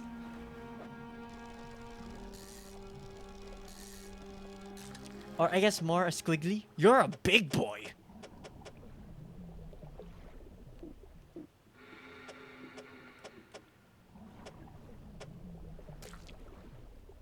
Oh, whoops.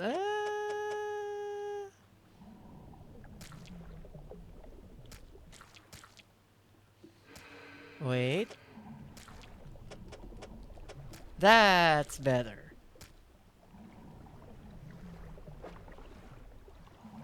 I think we could keep one of those. No, wrong one.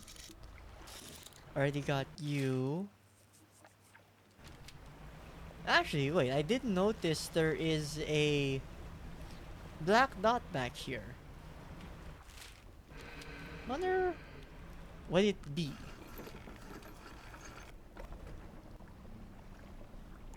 Oh, I just got an idea. Visit every dock in the game. Ooh, nice. Cave.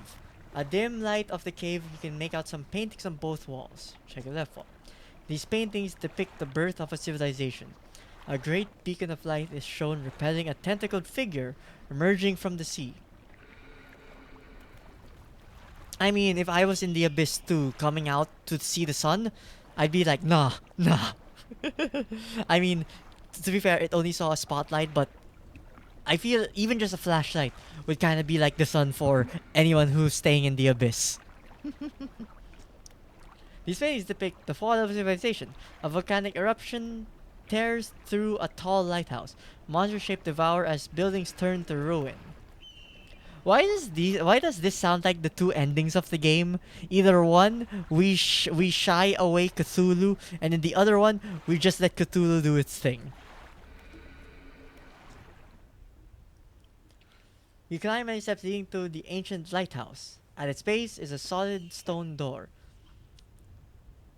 You can't see it now, but there's a large socket carved into the face of the door. The book, maybe? Huh? Or a relic of some sort? Okay, that's definitely something we come back to later.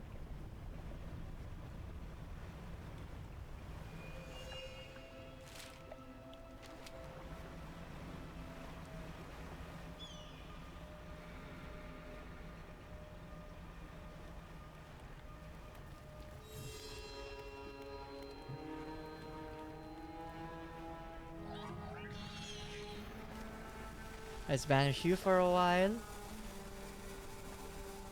A stone shrine, an upright slab bears a carving. Two malformed fish riding under the sun. A lower slab holds two shallow grooves. Okay, I think based on previous experience, all that one is asking for is two aberration. Uh, it's two aberration. What's that? Two aberration fish.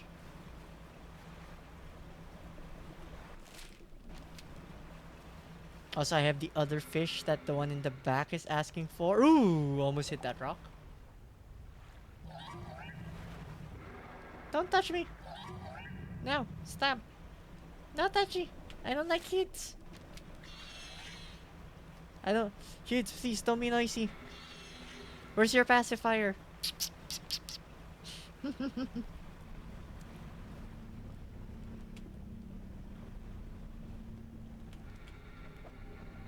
Yep, here we go. Wow, two refined metal. Huh. If I wasn't already fully upgraded, I would have been very happy to receive that. Unfortunately, I am though.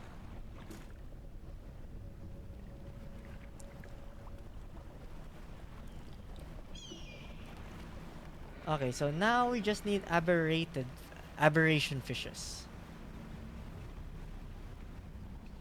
You know, out of curiosity, where are you?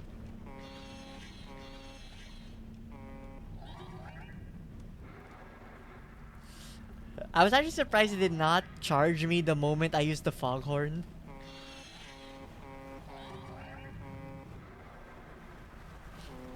It's, it's like, what's the point of me using the horn if you aren't gonna like go for me then? I was like honestly already asking for it. Where's my punishment? You're just encouraging me to do it even more.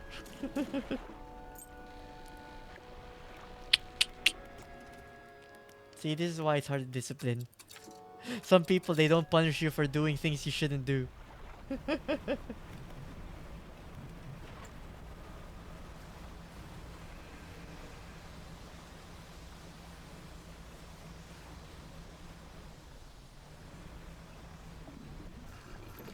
Okay, this is two, 2 out of 3. Middle. Let's get you. A cold flame roars in the statue of the fact that. Okay, last one. We just need 2 aberrations, which I would have hoped maybe there would be some markers for a guaranteed aberrated fish.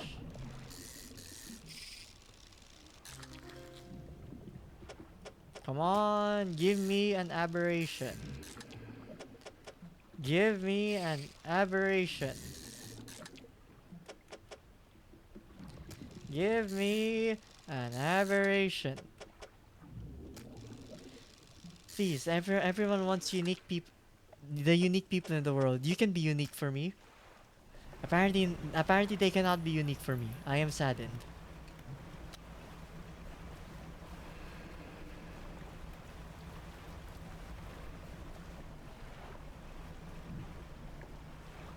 Please, I am begging you. I just want someone special in my life. Where are all the special people at? I mean, usually the special people are clamoring for attention. I'm giving it to you. I'm giving you the attention. Come back to me. Ooh, advanced fishing.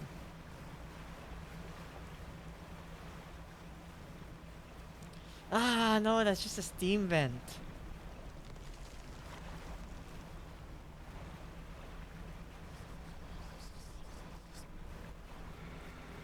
Eh, nothing. Ooh, maybe the crabs will have something for me.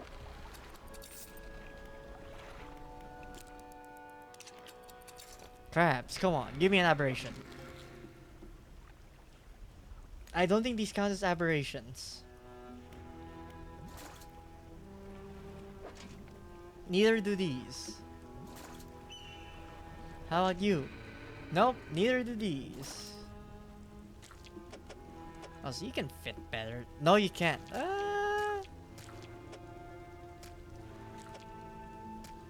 You can't. You can fit better. Stupid game. If you're gonna make an auto pickup, at least do the sorting for me.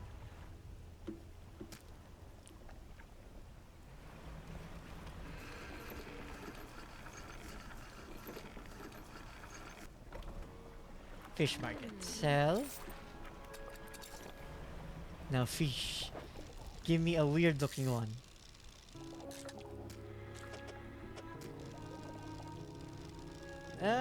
Trophy's fine.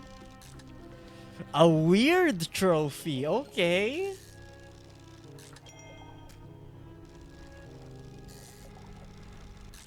I mean, it's a shame we're throwing the trophy away and not selling it. But again, we're not strapped for money. I mean, literally having $7,000 in the year 1970s. I mean, in the 1970s is like, what? Are are we millionaires? Is that the equivalency of the dollar back then to now?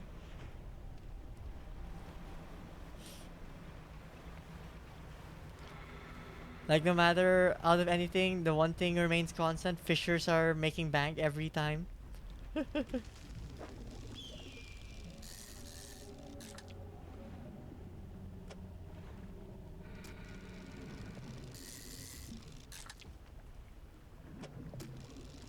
Aberration.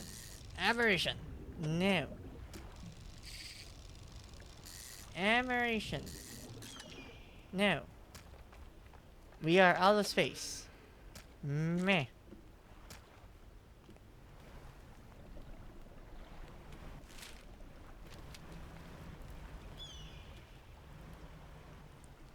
Guaranteed one. Guaranteed aberration. Wait. Get away from me. Vanish.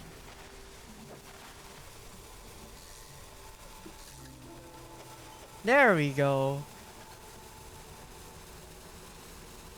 Okay, now we have our 2 aberrations. We just gotta get back over there.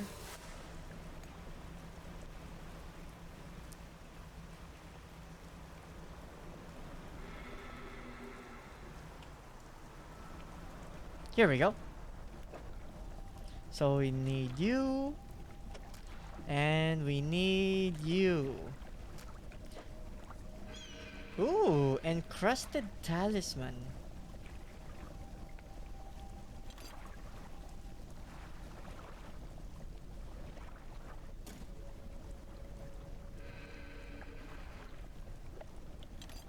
What do I do with that? Oh, is it this thing?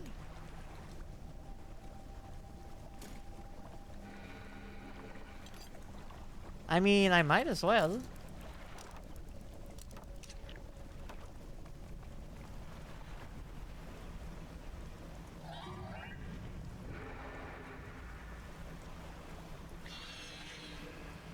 Okay, we already got the guy, all of the flames. Now what does he want next? Alright, so statues. Right. Right, I should have probably also sold the fish. A cold flame roars in the statue's hands. Preparations are complete, the fanatic awaits. Okay, but the fanatic can await a little bit longer. We should at least sell the fish. You know, it would be a waste. Plus, you know, I feel like the the fanatic could do better with a full night's rest. I mean, you know, if you're gonna be crazy, you know, at least be crazy with a good night's sleep. We'll give them more energy to continue being crazy.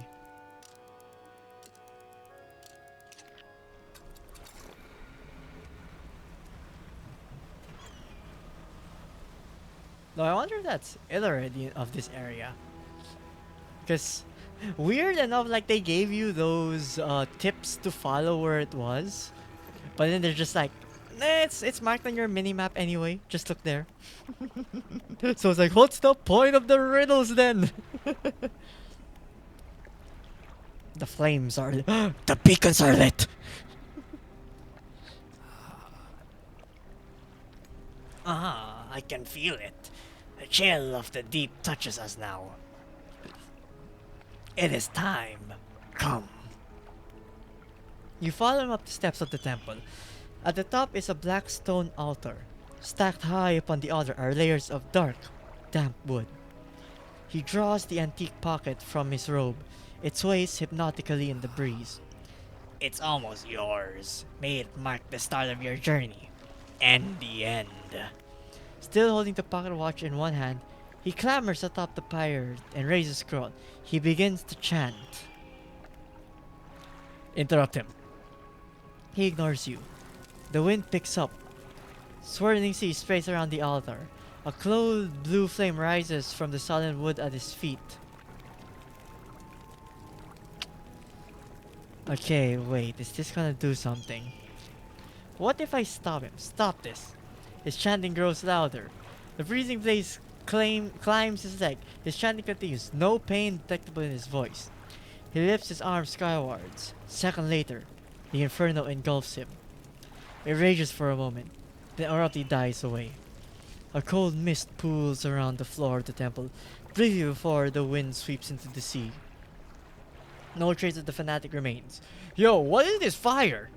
Like, whatever technology this fire is using, bring that to the crematories. Like, cremating someone takes quite a while. This one seems like it went by in seconds. Imagine how much money you could make with instant crematation. Is crematation a word? You know, forget these ritual stuff for like summoning stuff. Just summon the spectral flame. It's like, you know, everything returned to the earth, but you could return to the earth much sooner.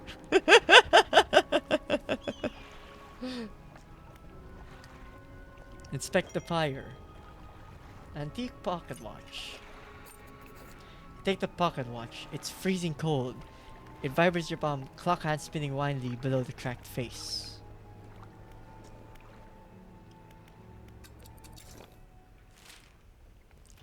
Okay, so that's that. But what are these islands? Haven't been there yet.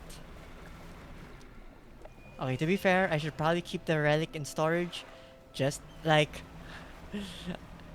I know they'll probably I don't think you can lose it forever, but might as well. Gives us the free space to see whatever this is.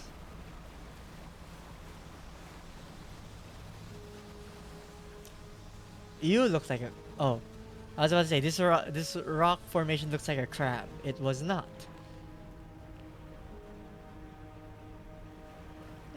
Looks like anything's here. Ooh, wait, hello. Someone that is here. One of the other fanatics. You approach a hooded figure. They are standing expectantly, vermilion red robes blowing in the wind. Fisherman, serve! The voice from the hood cuts through the humid air. Deliver the vessel!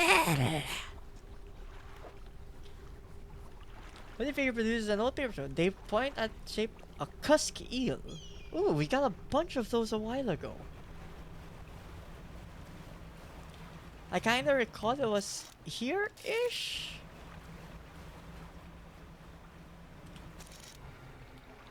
No, no.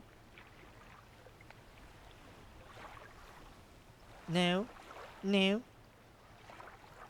Hmm.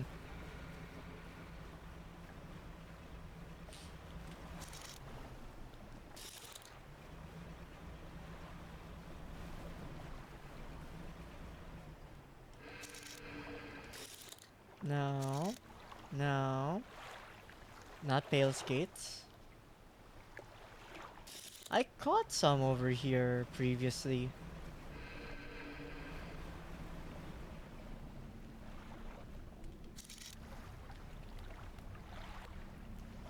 Actually, that's what the encyclopedia is for. Exotic. Not exotic. Devil spine. There. It is in the evening. That's why. Okay.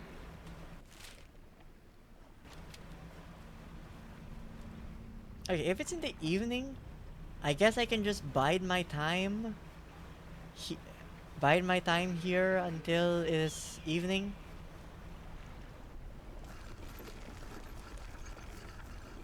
Time to go to sleep. Me, me, me, me. A little bit more. Me, me, me, me, me, me, me, me. There. Okay. Now, fishies. Where are you? Oh, there we go. Cuss eel. Just need one. No need to get greedy. Just need one. No! Stop! I got my fish. You can keep your fish.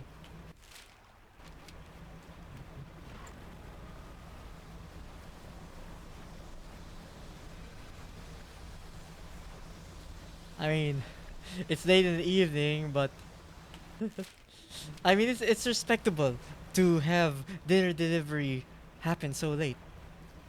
Usually it's so hard to find a rider late at night because no one wants to be out delivering food that late.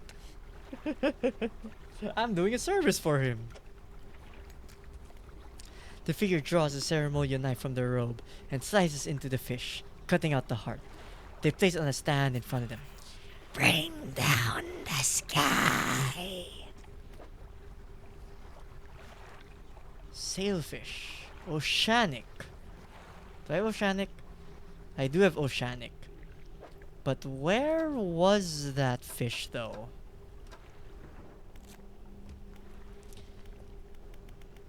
Open ocean? No. It's not a devil's spine fish.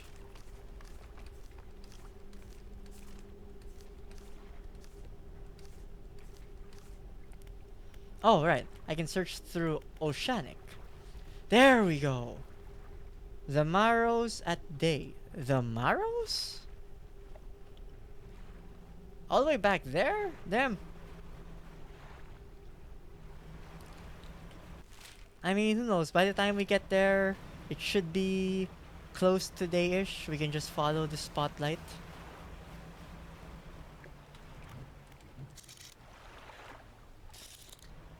Hey, New fish guaranteed for aberration. I'm gonna take it.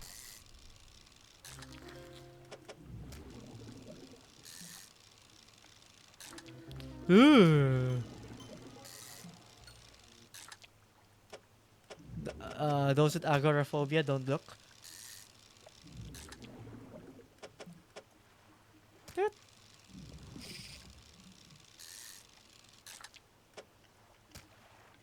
And it's okay, we're burning nightlight anyway. What if I just horn?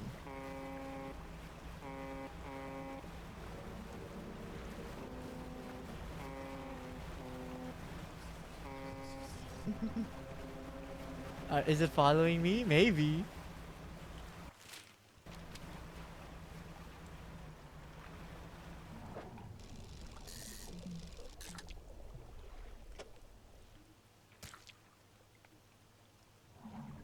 No.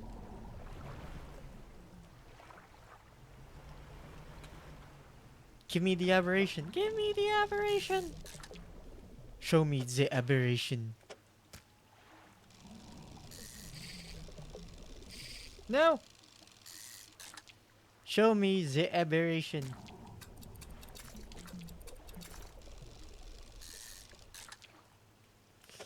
It lied. It symbolized as if there was a guaranteed aberration, but there was none. How dare it?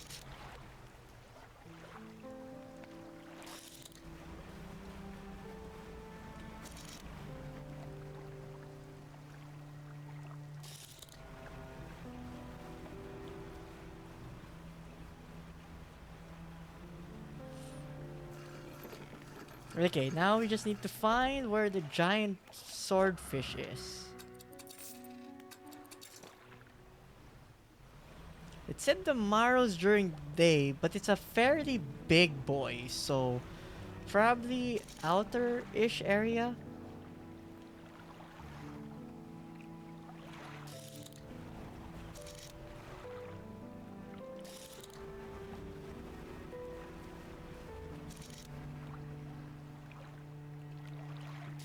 Mm,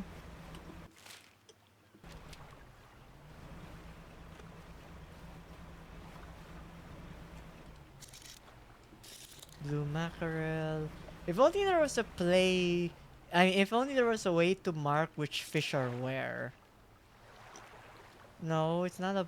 We're not looking for a bronze whaler. Ooh, sailfish. Nice.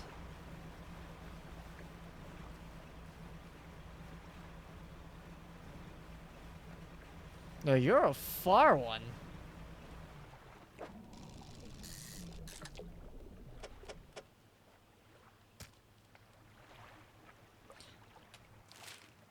Man out all the way far north looking for exotic food.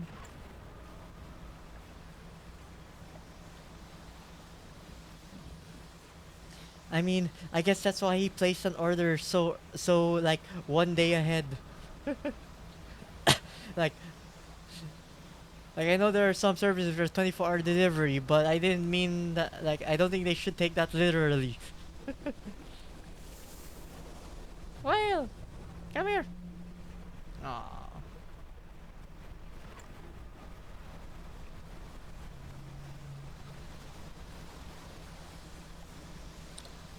Like I wonder if there is like a food delivery service that like literally would drive that long for an order. I mean that probably doesn't make any sense because you probably have like a more localized branch. But the thought of it though, like, you know, what if you just so happen to live on an island like this guy? And then you just somehow head internet and they ask, where's your address? It's like, I don't technically have an address. I have a latitude and longitude.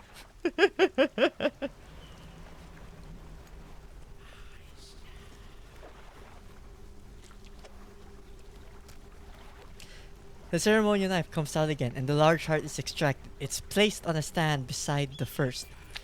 Raise the deep. Oh, hello. I've caught you before. Dude got tired of 24-hour delivery, so he just got a local one.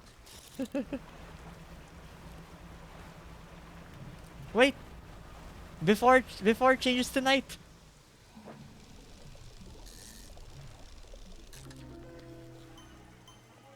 This is an aberration? It doesn't look any different from the original one. I mean, maybe a little bit more body than others, but I don't know. I think it still looks pretty normal. I mean, would you prefer an aberrated version? Oh, they're fine with it even being an aberrated version. They drag the shark's body around to find the right angle before plunging a knife in and pulling out the heart. They place it on a stand beside the others. Without looking at you, they take a book from inside their robe and throw it at the sand at your feet. At least hand it to me. Now the book's all sandy. The figure kneels before the fish hearts and becomes still. You leave before they decide they need any more hearts. But what did they do with it though? Are they just watching it? Are they gonna eat it? We don't know. Maybe they're not like the others.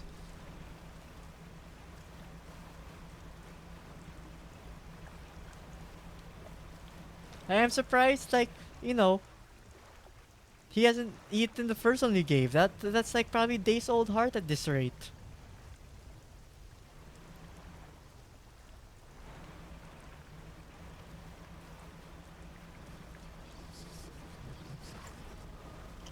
Also, it doesn't seem like there's anything here anymore? Question mark?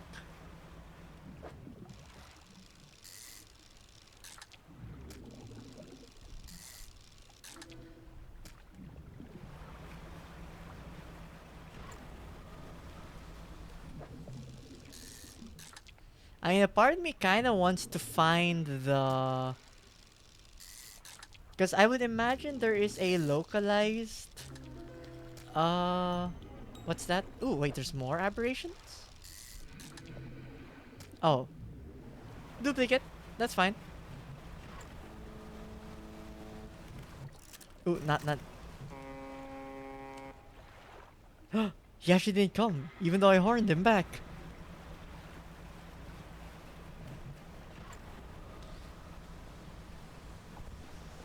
He wasn't as big as a horn dog as I thought.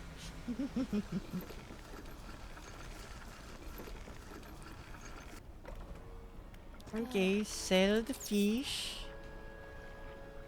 And then... Actually, wait. Traveling merchant. About those rare fish, tell me about coelacanths. I have no idea where coelacanths might be, but they have a primordial feel to them, don't you think? Hmm.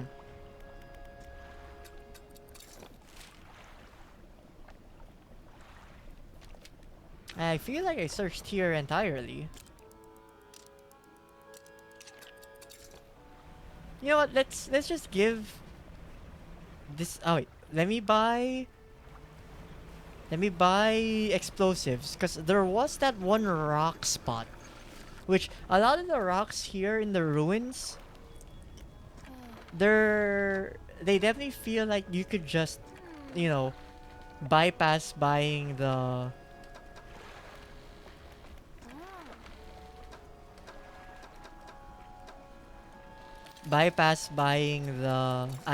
destroying the walls, because you know the rest of the ruins have other open walls. You're just like creating shortcuts for you, like there, that one. But this one is actually an enclosed area.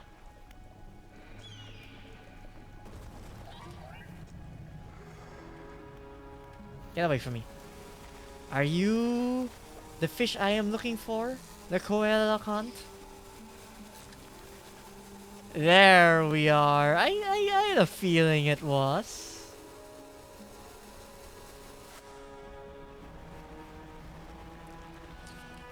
But yeah, we found her all of the rare fish she wanted.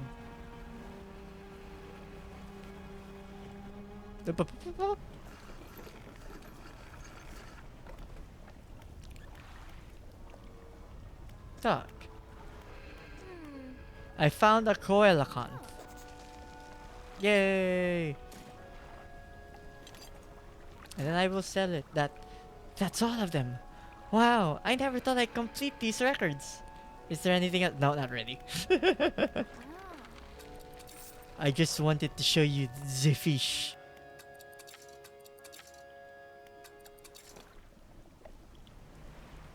Okay, now what? I guess I go back. It might actually be like end game point already. It's either I toss away the book, which I am actually wondering about opening that ancient lighthouse back there.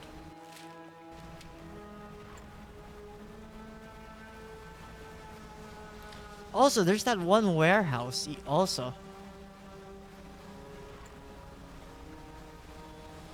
I will see, because I don't know if this game has manual saves.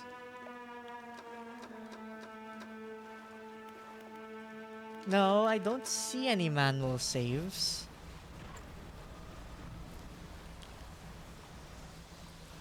So I think I just need to like go and check what I do with this stopwatch. Hello, myself. I have the stopwatch.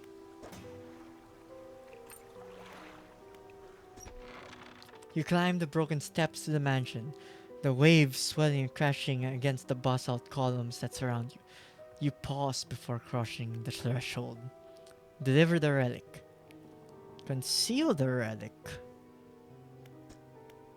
Oh, conceal the relic is just so if you wanted to talk. I mean, we got it. Like, that's the whole point. We still went there. We could have just destroyed the book, but they didn't. He approaches, drawing closer with an incessant ticking. You have the pocket watch. Oh no, that's speech, that's dialogue. He approaches, drawing closer with an incessant ticking. You have the pocket watch. You take out the watch. Its once frozen hands are now inexplicably twitching in a rhythmic struggle, trying but failing to move forwards. You place it in front of the collector. Though it has been some decades since I last laid eyes upon this, the sound of its mechanism has grown no less unpleasant. And with that, our collection is complete. I must admit, excuse me, sorry. How's Dredge going? Dredge is going fine. We might be actually very close to the game end. I think it's just a matter of which ending I want to get, question mark? But yeah, and with that, our collection is complete. I must admit, I am surprised. I did not think you had the determination for such a job. Now, with these 5 relics in our possession, only one thing remains. We will see her again soon. It will all be worth it. You know this. No, what? Clearly I am an ignorant fool who have been getting things for not knowing why. It will become apparent soon enough. I must make one final voyage. This time, I will be with you. Okay, so I got 2 pursuits. I noticed. I found an ancient stone tablet with strange glyphs on it. These look similar to the ones I saw on the trader's desks in Little Maro. I should show him the tablet, he might know a little more. Oh, really? There's actually a quest for that. Okay.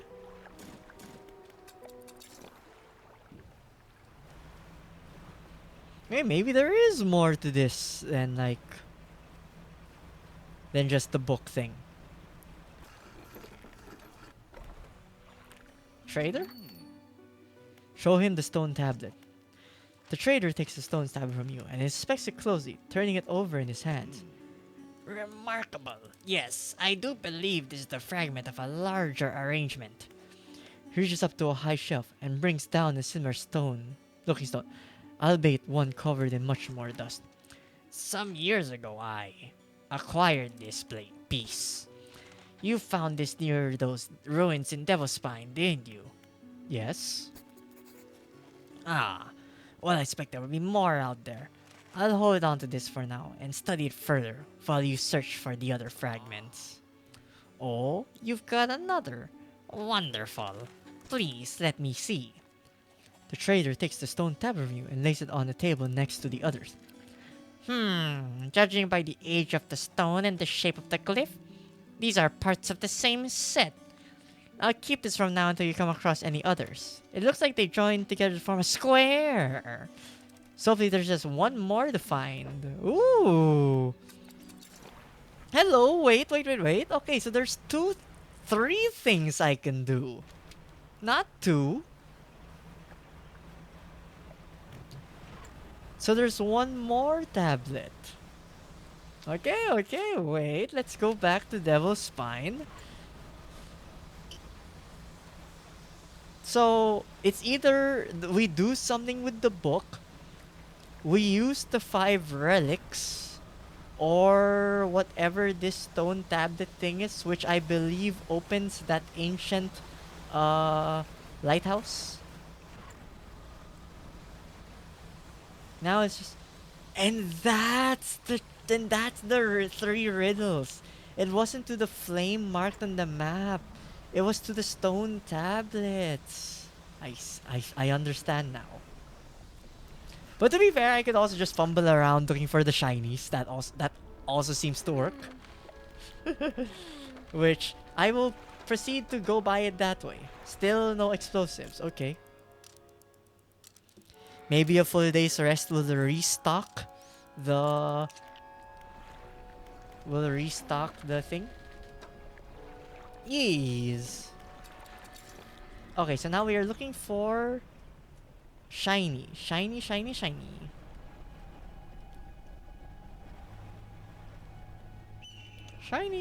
where are you?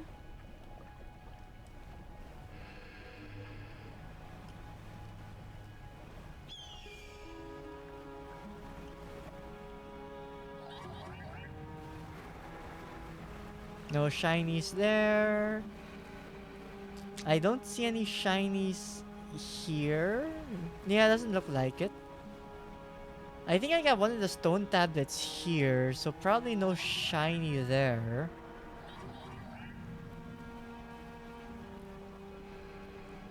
Well, here, any shinies? Nope, not shining. Maybe here. Nope.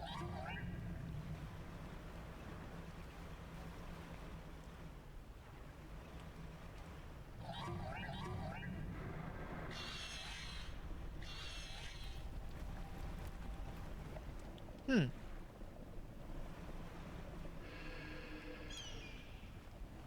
Weird. I haven't seen the shiny one yet.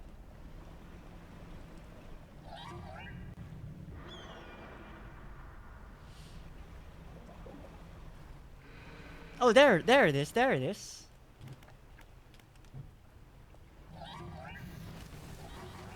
Nice, then we banish them. This should be the stone tablet. It very much is. Yay, and then we can just go.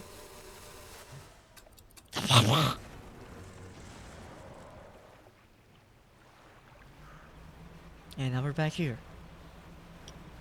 And then I think out of anything, we should definitely try the tablet one.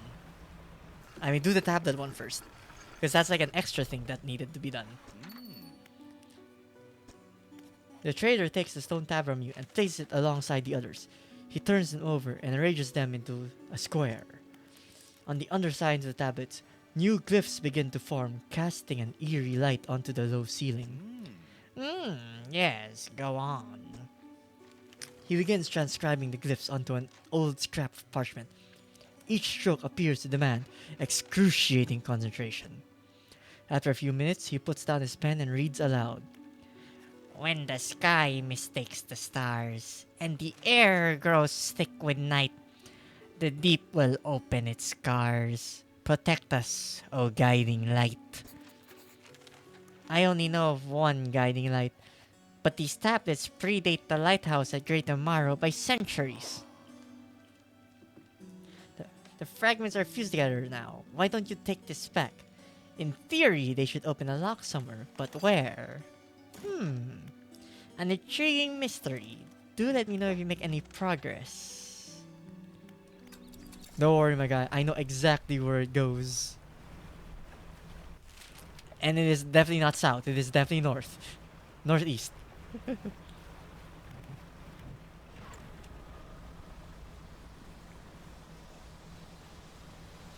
If only the fast travel was not just a one-way fast travel.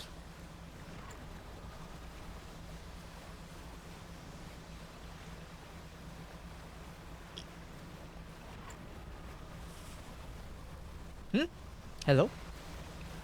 Ooh. Hello. Hello, you. You're pretty slow. Hello, weird manta ray. Maybe playing a bit. Maybe playing with fire too much. Oh, never mind. It's gone. Never mind. Playing with fire is apparently fine. Disclaimer: don't actually play with fire. You will get burned.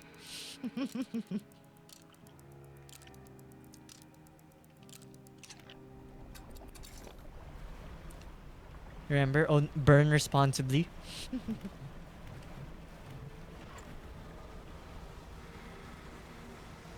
Okay, now it's stone tablet in hand. We can go here, getting this. Ancient lighthouse. The fused tablet clicks onto place, and the door rumbles before sliding aside. You step through the doorway of the ancient lighthouse. The stairway to the top has collapsed. This is as far as you're going to get. Around you there are a number of dusty objects. Some of them look valuable. Flame of the sky. Impossibly bright for such a compact design, the delicately faceted crystal lenses focus perpetually shimmering flame.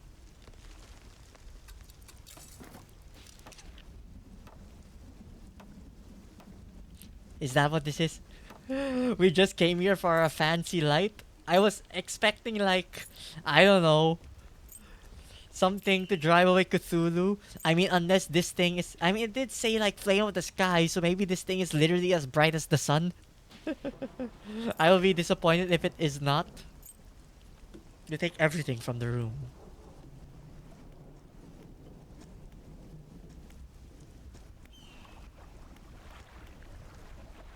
You see a beacon of light to shown repelling a tentacle.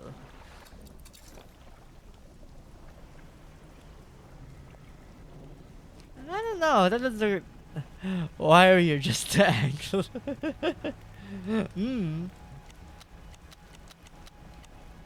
It's like sun eclipse, sun eclipse, sun eclipse, sun eclipse.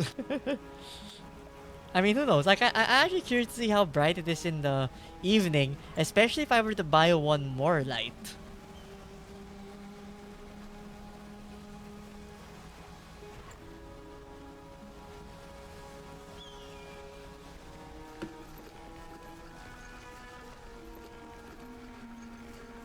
Like, let me buy shipyard. Give me another cloudy lens.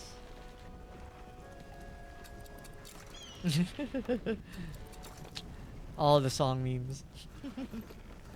Okay, let us put it in the evening.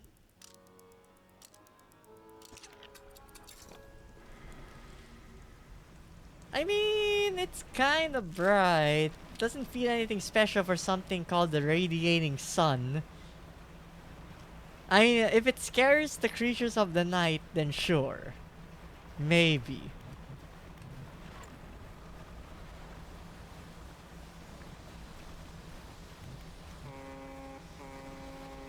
Creatures of the night, I am here. I am announcing my presence with the horn.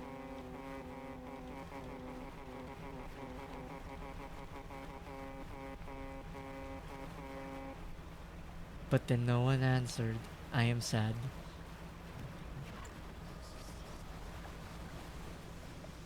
Yeah, not even like the other ship, Where are they? Where are all of the spooky people? What, did they finally get tired of roaming in the evening? Couldn't stay up, they couldn't last staying up every time anymore and then decided to go to bed? Although to be fair, the amount of mist removed by the light is pretty nice though.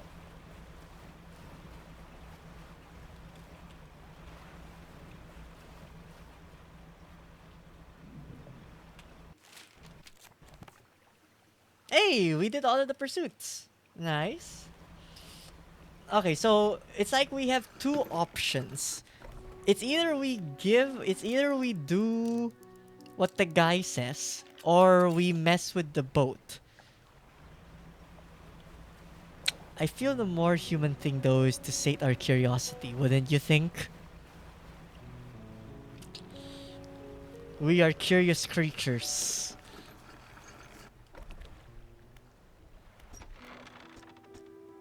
Still locked. I am ready. We must make one final voyage. This time I will be there with you. Warning! You are entering the final phase of the game. Your progress will not be saved from this point onwards. Do you wish to continue? Ooh! Wait, I want to see if it asks that in the other one. Because if it isn't saving, then we could do both.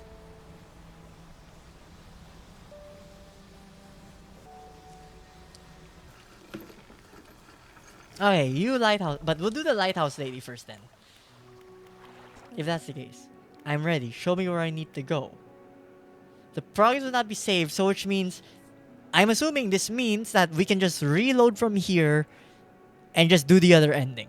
So let's do that. Warning, one more time. Your progress will not be saved from this point onward. Yes. We must wait until night is thickest, until the ocean is as it was all those years ago. Well, sorry for making at least wanting to be able to see the mission that we were doing. It's time. I'll point the way. Follow my light. Go and do what's right. For her. Throw it back. I wonder if anything will try to stop me. On the way there. Also, this feels very irresponsible. You're supposed to keep spinning this. You're supposed to keep spinning the light. What happens if someone needs it, other than me? Who am I kidding? I'm the only. I'm the only fisherman here. Also, really? It's just some random spot in the ocean?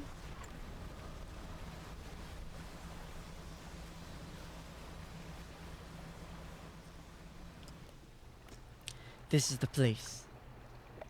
You can't even back out when you're here. It's like, you're here.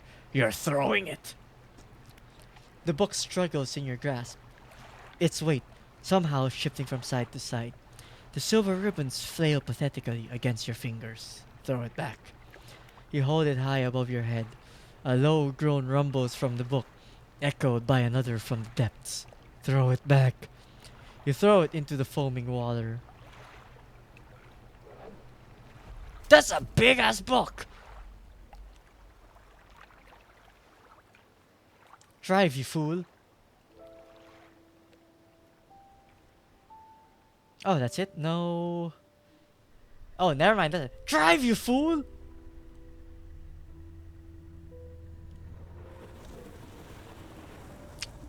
Well, he swallowed the boat whole, so we should still be alive inside him. I mean, we've all seen Pinocchio.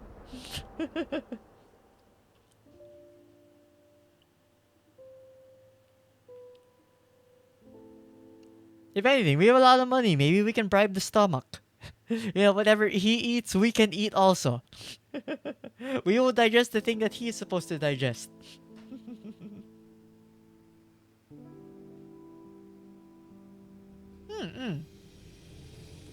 Though, that is one ending. Also, voice actors. There are voice actors in this game? Right, they're speech blurbs. Not necessarily like script reading, just like those things, those sound effects. Also, I'm sorry, we are skipping this because there is the other ending we need to do. And then we can let the credits go. Like, Like, I know we did something symbolical, like, letting go, throwing it away. That's nice and all, but we collected all these relics. We must be sated for our treasure hunt. Yes. Yes. The the relics are coming with us. We should wait for the fog to thicken. With luck, the seas will remain unaware of our intentions. I mean, don't we want the seas to be aware of our intentions, if anything? Like, we're calling their attention. Now, our destination is the open expanse to the west of Greater Morrow. It's marked on the map. We must not tarry on the open waters, not with such significant cargo. Make haste. The shape disappears from the mirror. A chill rises in your body as you turn to leave. The collector is with you. What is this workshop though? I haven't been able to open it yet. Wait a second. Like, okay, we're gonna do this ending, but I am searching after this what that workshop is. I need to know what's in there. Ah! That was too close.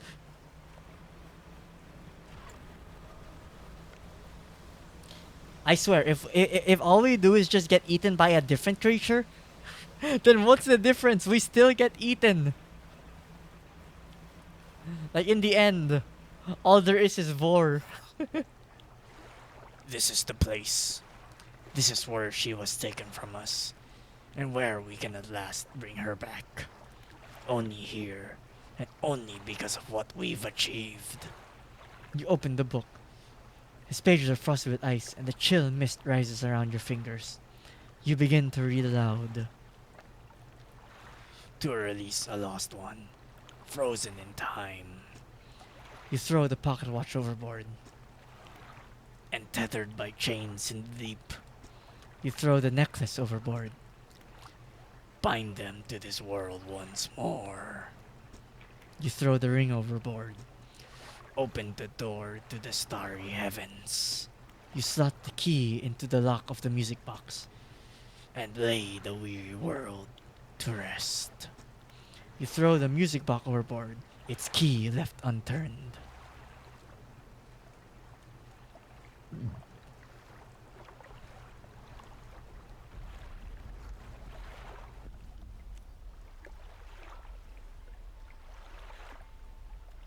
Oh.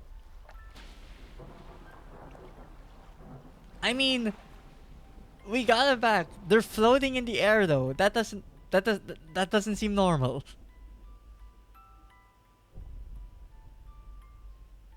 Also, ooh. Hello. Hello, Cthulhu. Welcome.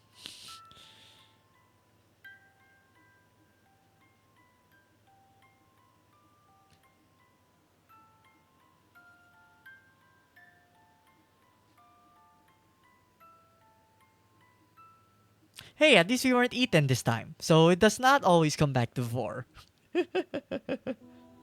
Also, ooh, so the credit changes. Damn. Everything's destroyed. I mean, I guess that is the left ending and the right ending, which we saw. One of Cthulhu coming back, one of, well, him not coming back.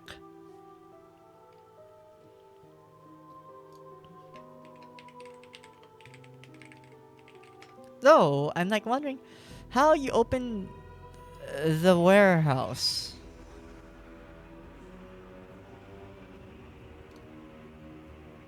Oh, the workshop is DLC. Ah, I see. Okay, never mind. I guess I can't open it.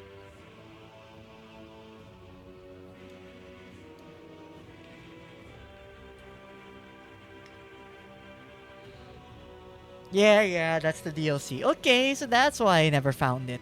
Because I was actually weirded out because ano yan? I got the achievement for doing all of the side quests but didn't open that yet.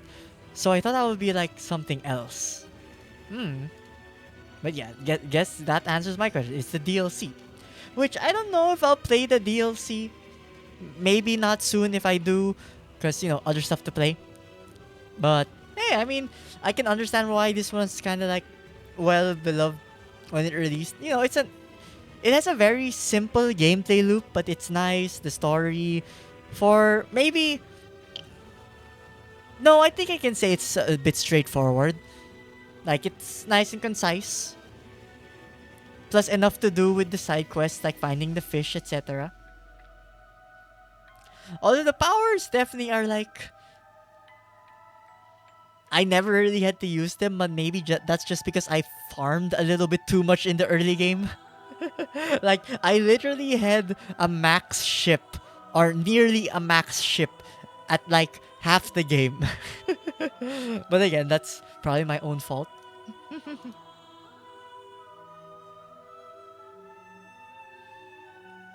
But yeah, this is fun. Maybe I need to play the other fishing game, the Dave the Diver. you know, complete both fishing games since I remember both of them they're like doing a collab. Though I think the collab is only one way, where uh there's going to be Eldritch content in Dave the Diver, but not necessarily that there will be Dave the Diver content for Dredge, from what I believe. Well, yeah, maybe that's just a reminder. Like, maybe I should play Dave the Diver. I mean, I've heard a lot of good things about it. I've only ever seen, like, bits and pieces of it, and they weren't even story-wise. They were just, like, how the gameplay loop is. And it seems like a pretty fun gameplay loop. But I am curious about, like, the late game, because the trailer makes it seem like there's actual, like, boss combat and stuff. And I'm like, in Dave the Diver, how? So yeah, we'll maybe potentially next week we'll see. But given how little there was left of this game, kind of perfect that I did do a Zatsu portion before this. Or else I would have definitely ended. Or else the stream would have definitely been very, very short. I mean, to be fair, I could have switched to Helldivers too if that was the case. But no, I'll save Helldivers for next time.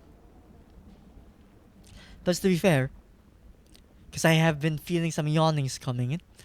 Maybe I probably shouldn't sleep too late today. I have been sleeping a little bit late the past 2 days because since I was work from home the entire week last week due to recovering from wisdom tooth extraction, I pretty much need to be in the office the entire week this week. So, yeah, I'm kind of waking up a little bit earlier than I normally have to. So, getting my rest would be pretty nice. Though I think from here there is nothing else really, so I think we can skip. But yeah, that is Dredge. But yeah, with that, I guess the start kind of heavy. Lots of stuff to talk about. Plus, kind of update from what happened. Dredge was fun. And, despite all that, for those who are all here, for those that chatted, for those who stopped by, and for those who lurked, I always do appreciate the support. Next stream will be on Thursday. I will be continuing Prince of Persia, Lost Crown. And hopefully this time, I do not get lost like I did last time. And overthink where I need to go. Like, if anything, I think that's what happened to me. I just overthunk where I had to go. So, I will try to overthink less. But yeah, with that, I hope you guys have been having a good day, afternoon, or evening. And, thank you guys for joining me in today's adventure. And I hope you guys join me in my next one. Until then, guys. Bye, guys. Bye. A little bit abrupt, but yeah, I'm gonna go probably sleep early. And, if you guys need to rest, you guys rest too. Especially with everything that's been happening recently. Maybe rest is all we need. But yeah, bye, guys. Bye. Bye-bye.